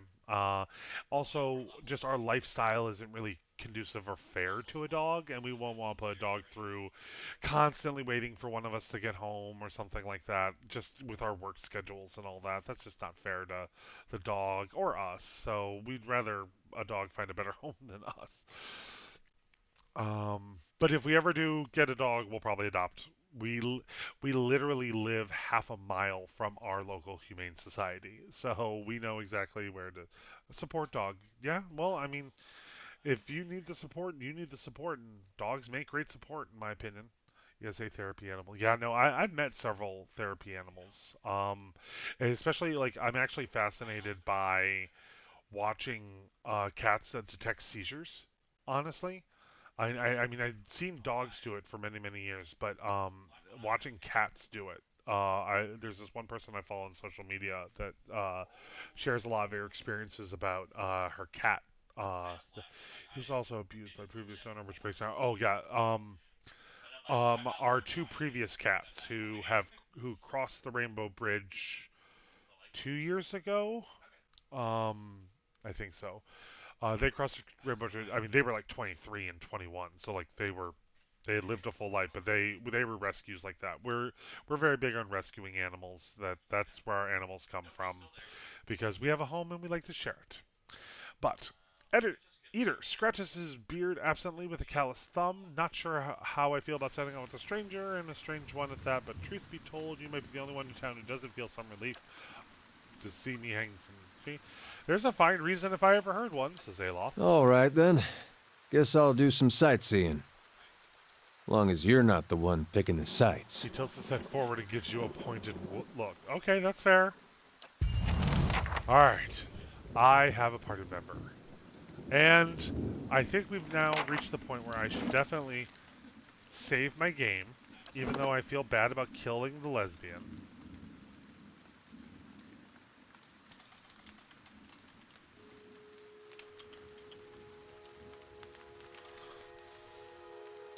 Alright, so we still have one more party member to pick up, but thankfully we now know where that one is.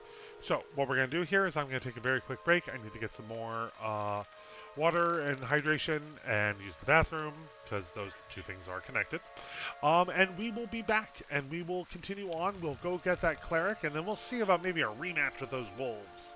Because frankly, I think they've earned it now that I finally found this fighter guy and learned everybody's backstory ever, everywhere. Um, Thanks to my watcher powers.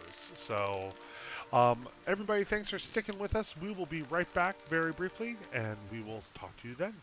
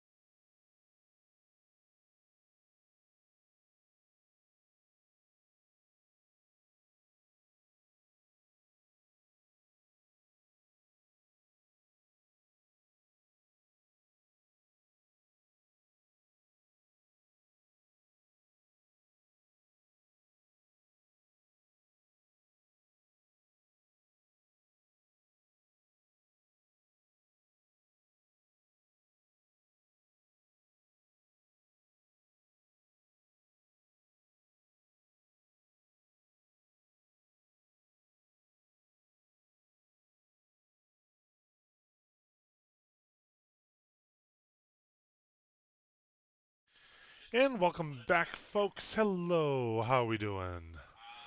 Alright, so... Oop, I didn't leave. I left the game running. So, it is 9 o'clock in the evening. So what I should probably do is camping is not allowed in this area. Well, then let us go to the inn.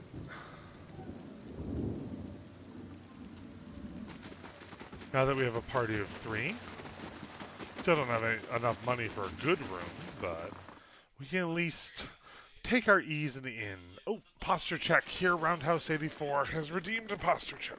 So yes, I will sit up straight. See, I don't want to adjust the camera though, because then it blocks if we decide to get graced by kitty visitors. So, let's talk to the innkeeper and get a room.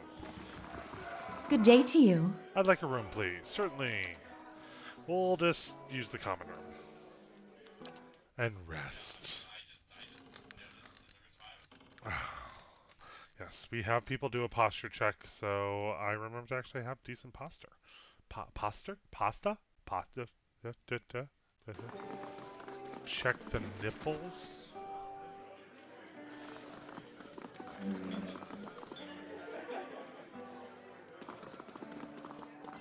Are we talking my nipples or her nipples? And trust me, a conversation about nipples was not what I expected when I woke up this morning, but I'm here for it.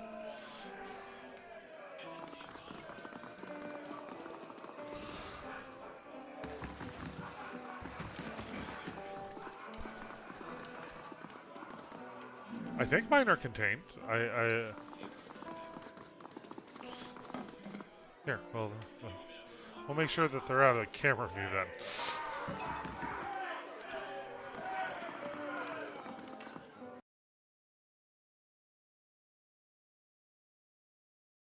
Alright, let's get this show on the road. It is 4 in the morning.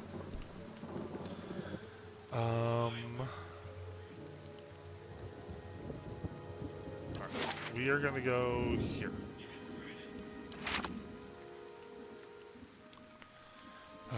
Eight hours have passed, so we got a good night's rest.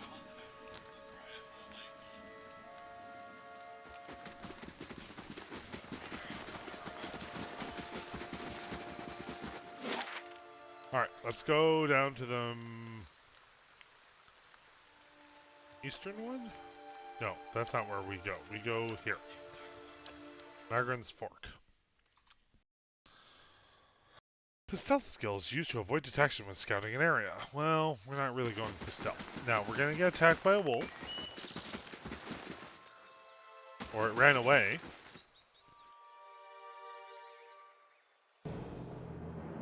Alright. Bear Force 1, go! Arrows, go! Fighter guy, go! Wizard guy, you can just hang back.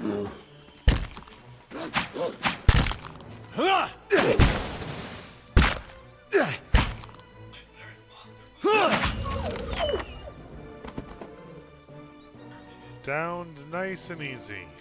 Hey there. And we'll take our wolf pelt. Sure. And then...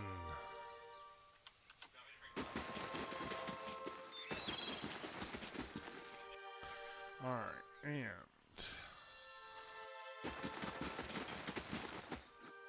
no, our new friend is down here. Saw you in the flames. Yep, and we're going to talk to you.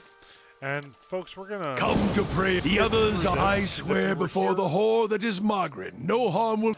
we're the world, speed but if through I this, give 'cause if you were offense... here earlier, we've actually already done this.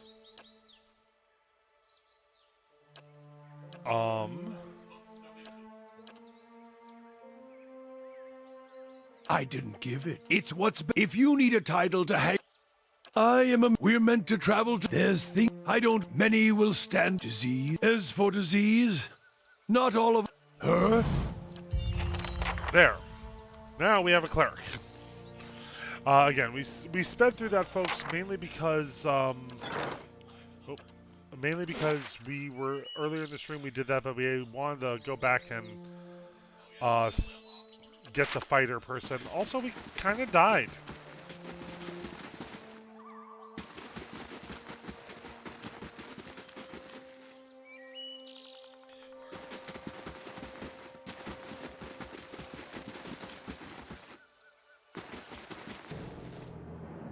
What is this? A will-o-wisp. Alright.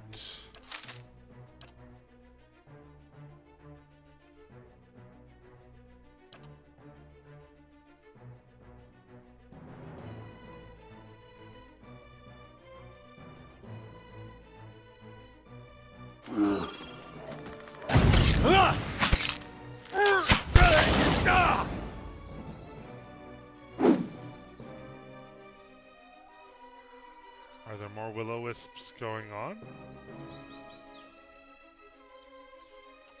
Sure. Nope, I think that was the only will-o-wisp. Alright, what's going on down here? I know that there's another fight that I kind of want to have. Oh, yep, that one. There she is. Alright, so what I want is I want me over there. Orsis, I want you on him. You, I want to hit him. Oop. No, so you, I want to do there. And you, I also want to do there.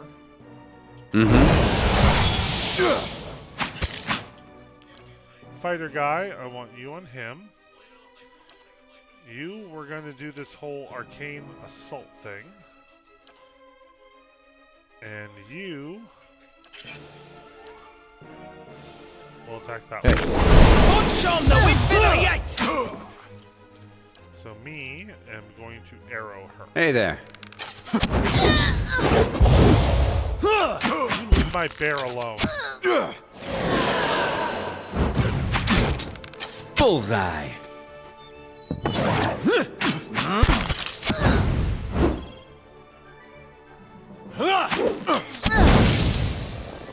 Okay.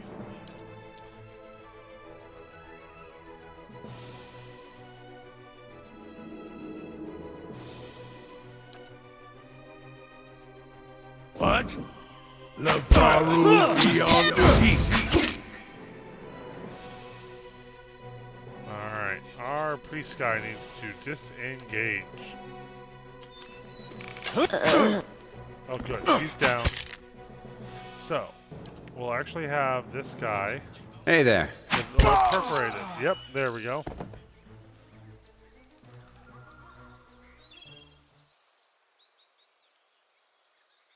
And we definitely want her spell book. Yes, we have found a grimoire. Hey.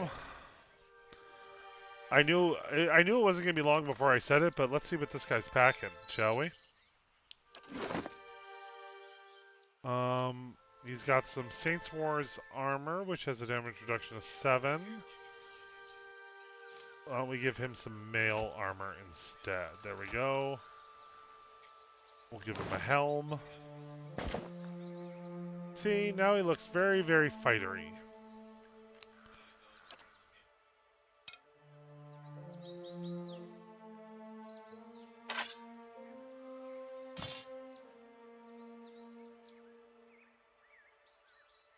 Still have beer. Put that in the stash. There's the book that we accidentally killed for.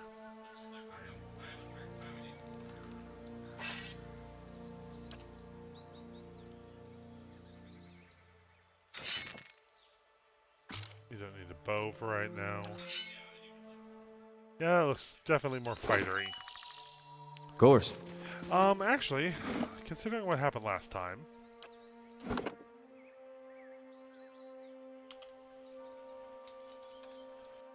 episode 2, post-fight. Alright.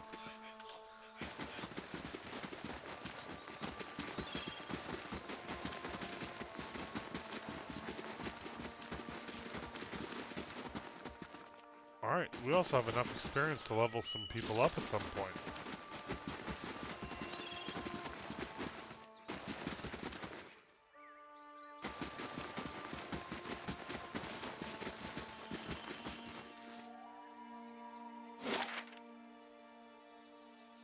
Yeah, we want to head to the Black Meadow. We will accept a 4-hour travel thing.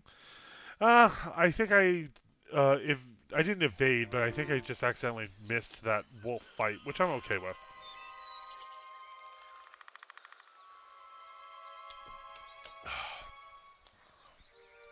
Easy does it. But let's be cautious, shall we?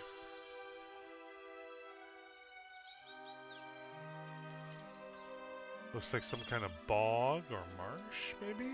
Nope. There's a road here. What's down this road? Down at Belmont Hall, watch the road, Willem. I'm itching to try the new blade. Well, you can try it on my fighter type.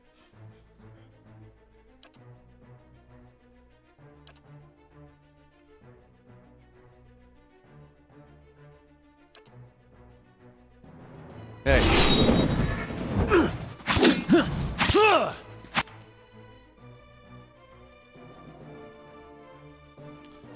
And then you...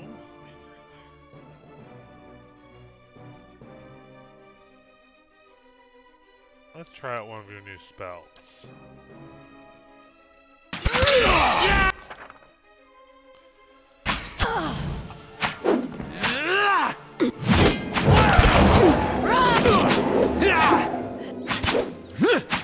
And that's how it's done.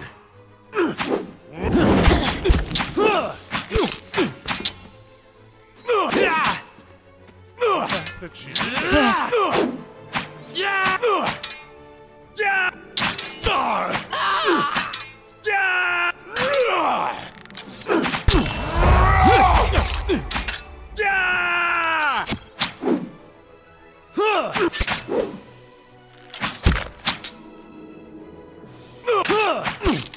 That is a lot of health. Oh no, that's Eder. Right Sure. here. Alright, let's see what they got. They got stuff. And they have a lot of good stuff. They had a lot of...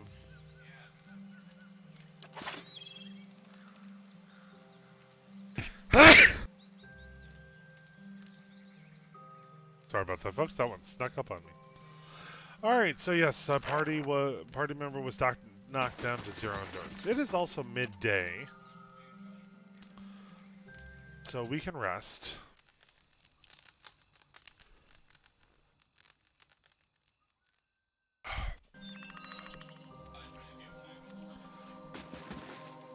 Okay. Another fork in the road. That's where we are. That was a bandit camp. I think whatever road is taking east.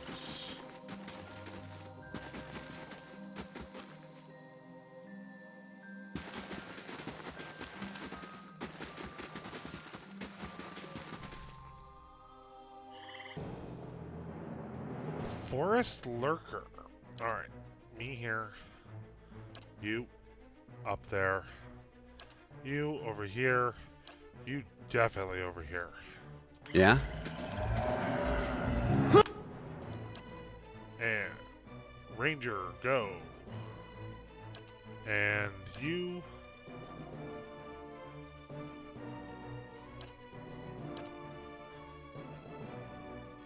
Let's use the off-brand magic. I'm stuck over here.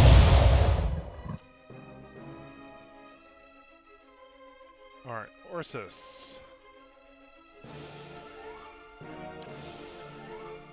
What?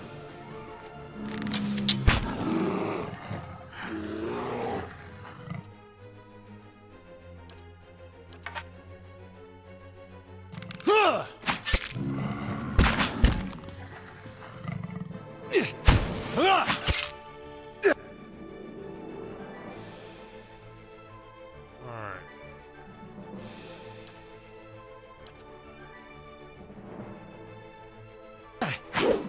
Oh, we have oops.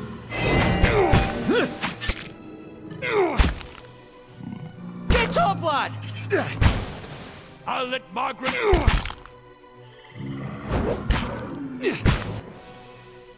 Also, very curious what this wand does. Aye? These uns are in for a walloping!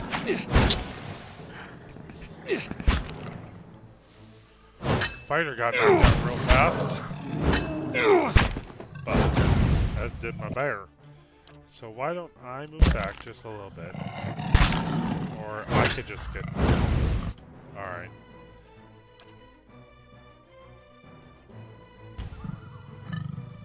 Arthek, Worth, and Roth! I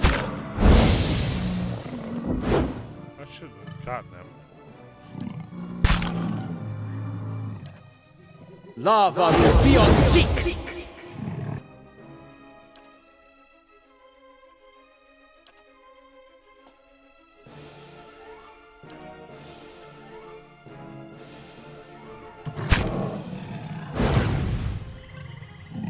Moeth Ixi. Fiery whore of a goddess! Let's have it out! Did you just say fiery whore of a Most goddess? inconvenient!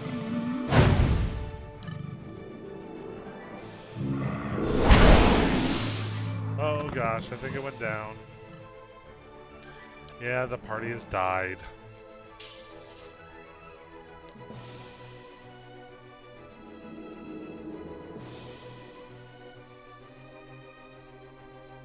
No, let's go back to the beginning of the Black Meadow here. Wow, I'm having a night. I'm not doing too well. I think, honestly, I think I need practice at combat. Sure. You don't have to agree with me so readily.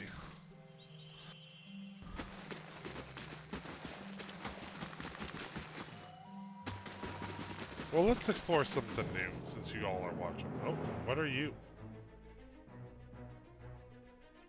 A wicht. Another wicht.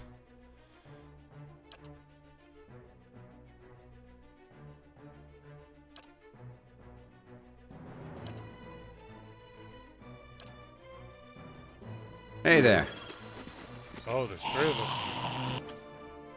So you, get the heck out of there.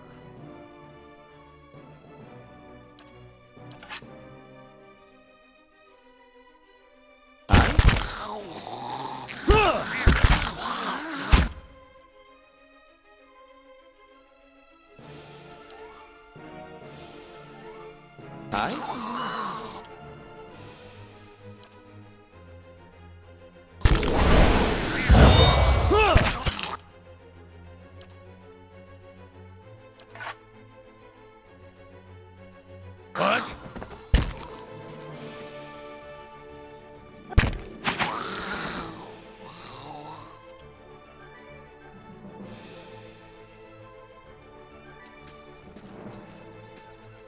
Did I get them all? Yeah. Looks like I did. And nobody went Sure. down.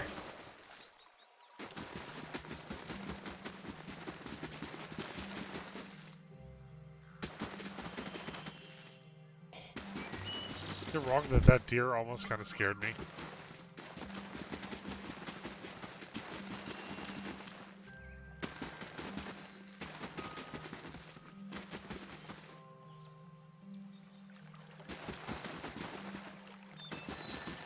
Oh no. A dead adventurer. A fine warbow. Actually, I'm very curious as to what that is in comparison.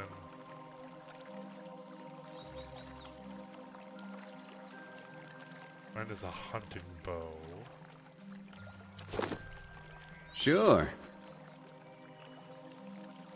Sure.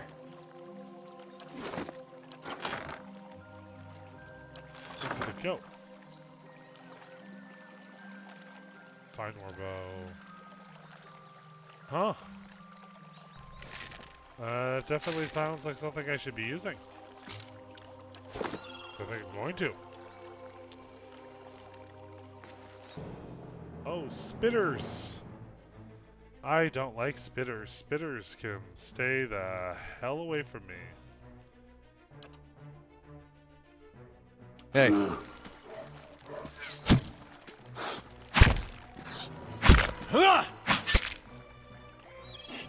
That looks like it hurt. One dead spitter.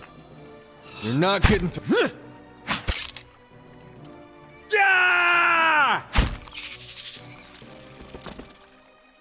Sure. Sorry, dude, but you're not going to be using it, so I can't.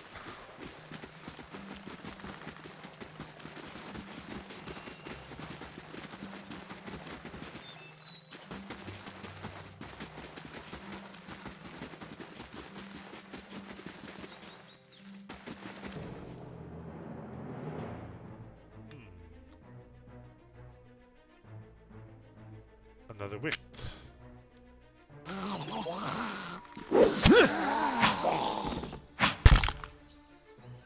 Against the combined party, the poor thing had no chance, but...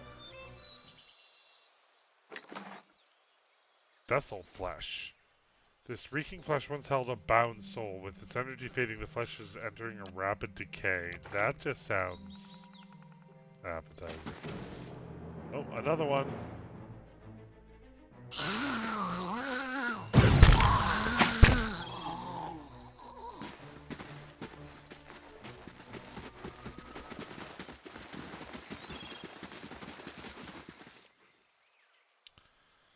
Let's see what we can find.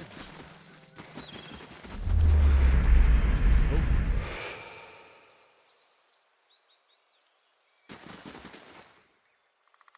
Is that what I think it is? I know, looks like it.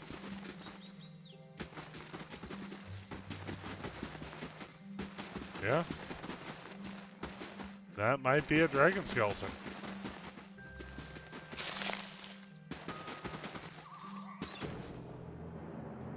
Alright, a forest troll.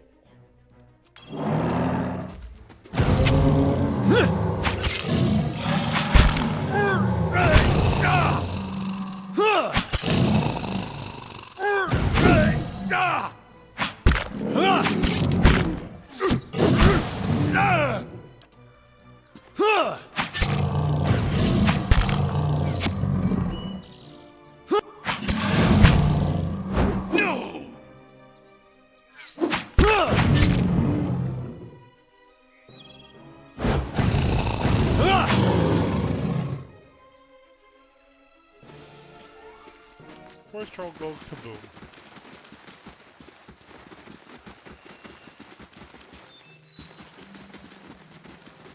Alright, so that's one of the paths out.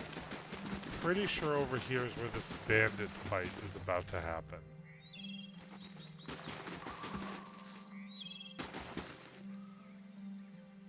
Bandit leader, who in the blazes? Well, you useless bastard! Get him! We'll add his gear to the pile. Alright. Scavenger, you can get perforated.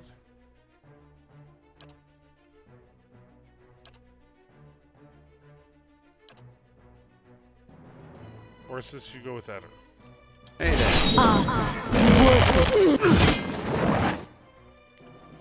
Alright.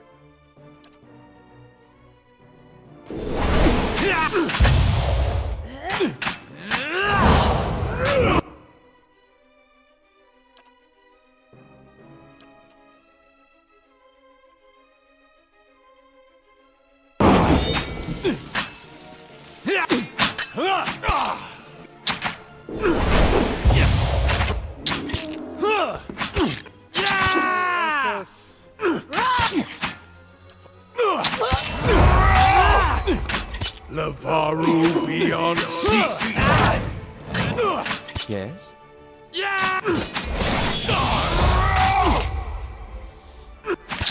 Arthek worth and...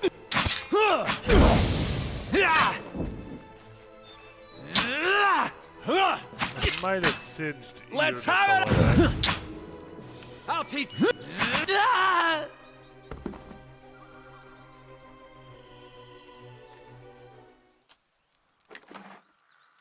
That is a lot of crap.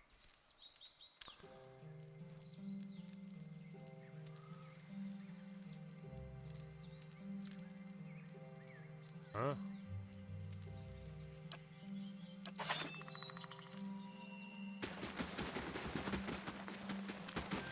I love how it actually, like, strips them nude, almost. Because I've taken all their shit.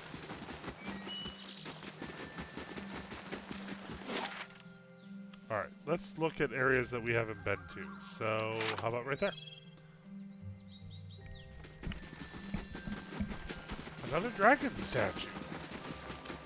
And I think they're dragons because you can see the wing bones, and you can also see the arm bones. And since they are not the same thing, if they were, I believe that makes it a wyvern. So those are actually dragons. Yes, that just happened, people. That just happened. Yeah, nerd. Yeah, that's. Oh. All right. Nothing much going on there. So it looks like I've explored pretty much all there is to explore. Let's go back to this destroyed cart, because they wouldn't mark it unless there was a thing. Hydrate. Gotcha.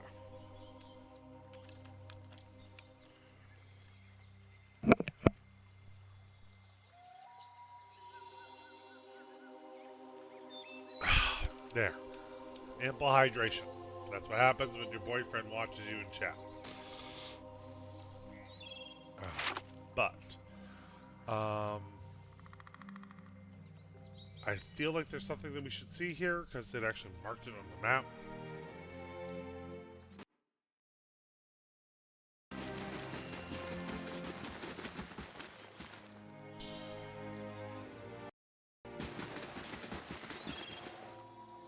The overturned cart bristles with crossbow bullets, bloodstains darken the cracked wood slats. Alright, well, that was so worth the trip. It is 6 o'clock in the evening. In game. Let's go back this way. Finish exploring the rest of this area. I think we got one more fight ahead of us. And then we'll probably rest for the evening before continuing on our way.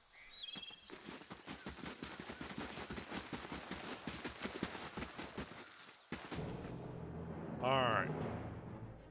So, this is what I want. Wizard, back here. Priest, over here. Me, start perforating. Orsis, go be a bear. Fighter guy, go fighting. Go. How may I help?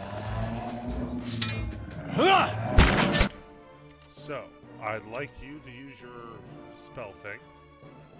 And then you, I'd like to...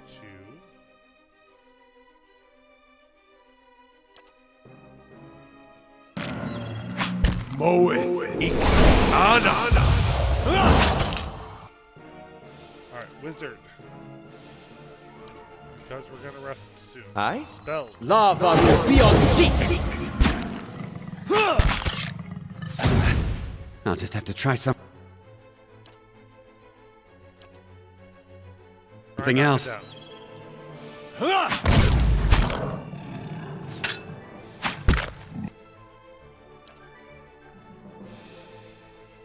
is this one?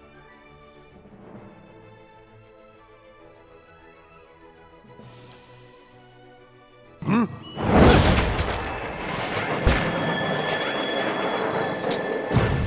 that was nice. That was very nice of them. But let's try this one. Hey there.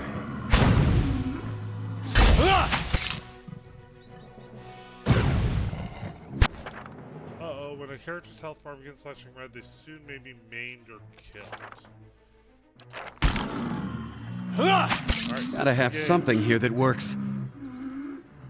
Oh, we got it. Just in the nick of time. And all it gives me is awakened wood. Alright, I'm sorry, folks.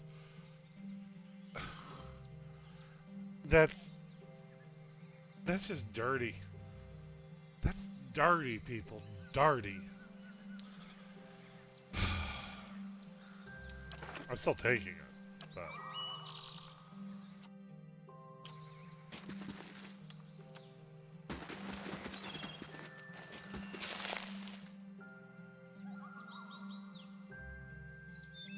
Trees and shrubs have grown up around these ancient bows, shrouding the monument to Gawain beneath their leaves.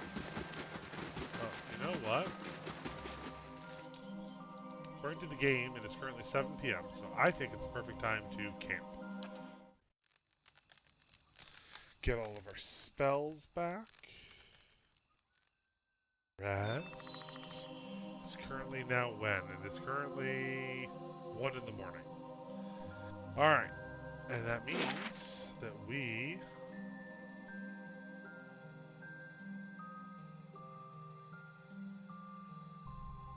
What did it let me select there?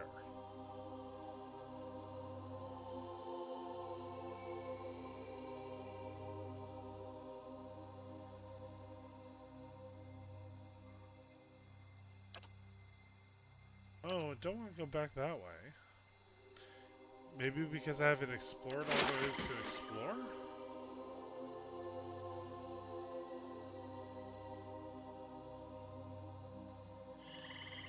But that, I mean, it can't be this tiny little bit.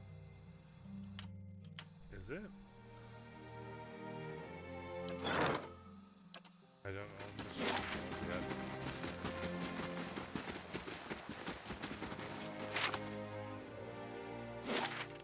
There we go. Cade Nua. And on that note, I think it is definitely time to save the game.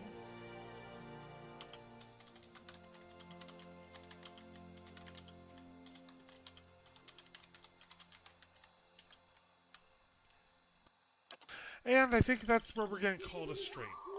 If this game holds true to form, we're going to start hitting a lot of story to get through more of the time than I have in my stream slot today. And just because it's been a long day, I want to actually kind of adhere to that.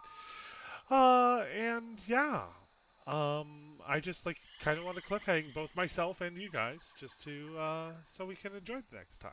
So I think that's where we're gonna call it a night, folks. So I hope you've been enjoying this. I am. I'm still kind of little not used to the combat system yet, but I'm getting better.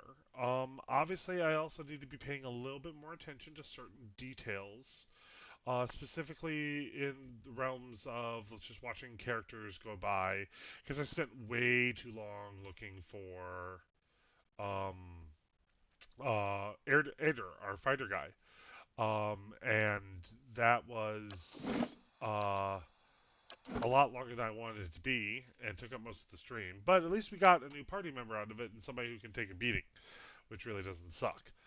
But I'm still liking the story. I'm very intrigued by the story. I am still liking the high fantasy aspect of it. So I definitely, like I said, last week was kind of a test run, and I'm really kind of enjoying this. So I will continue streaming it. At the rate we're going, though, I might want to consider streaming an extra day. I'm kind of going to leave that up to you folks as to whether or not I do that. It's a little difficult right now with work, but it's something I consider to start getting through the game and, letting people enjoy the story. So, but speaking of streams and streams that we've done and lame segues, if you're interested in some of the stuff that we do, you can follow us on trygamers.com. That's right there. That's our website where we have all of our old streams, Magic the Gathering deck tech articles, board game reviews and previews and videos that we've created, and just pretty much whatever nerdity we like to get up to when it comes to our gaming. The three of us. If you're interested in connecting with us, you can follow us at TryGamers. At TryGamers on Twitter, Instagram, and Facebook.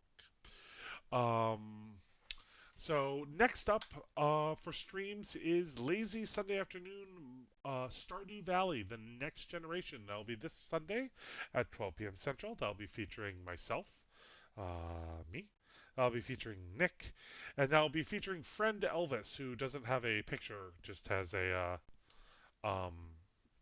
a graphic on our stuff, but he likes to join our Sunday streams, and we have a blast, and it's really really fun. That's also Nick in the background, so he usually. And then next Monday will be Mental Health Mondays, where Nick will be doing more modded Stardew Valley extended. So there's different content and new content compared to what? Expanded. I said extended, didn't I? Yeah. All right, but so like I'm not. I. It's not my fault. Okay, fair enough. He told me it wrong the first time and it stuck. God, shame on me for listening to him for once. So, and then we'll be back here for more Pillars of Eternity next Tuesday. In the meantime, we're getting out the social media posts. We're almost caught up on getting all of our streams, our previous streams out on the website and out on YouTube and whatnot. But we do really appreciate any of you that stopped in tonight. Jax, I hope your hair dyeing turns out well. Lego Me, thanks for bringing our kitties into things. Here, Roundhouse, thank you for warning me about my nipples. I didn't realize that was a thing. I don't think it's a thing, but okay. Um, but and anybody else who stopped by, I really appreciate it. So, thank you all so much. I hope you all take care of yourselves. Be kind, be safe, hydrate. Remember that you're allowed to take your anxiety and set that down for a little bit because that is not weight that you need to always be carrying. So, have a wonderful night, folks. Stay safe, stay kind, and we will talk to you soon. Bye bye.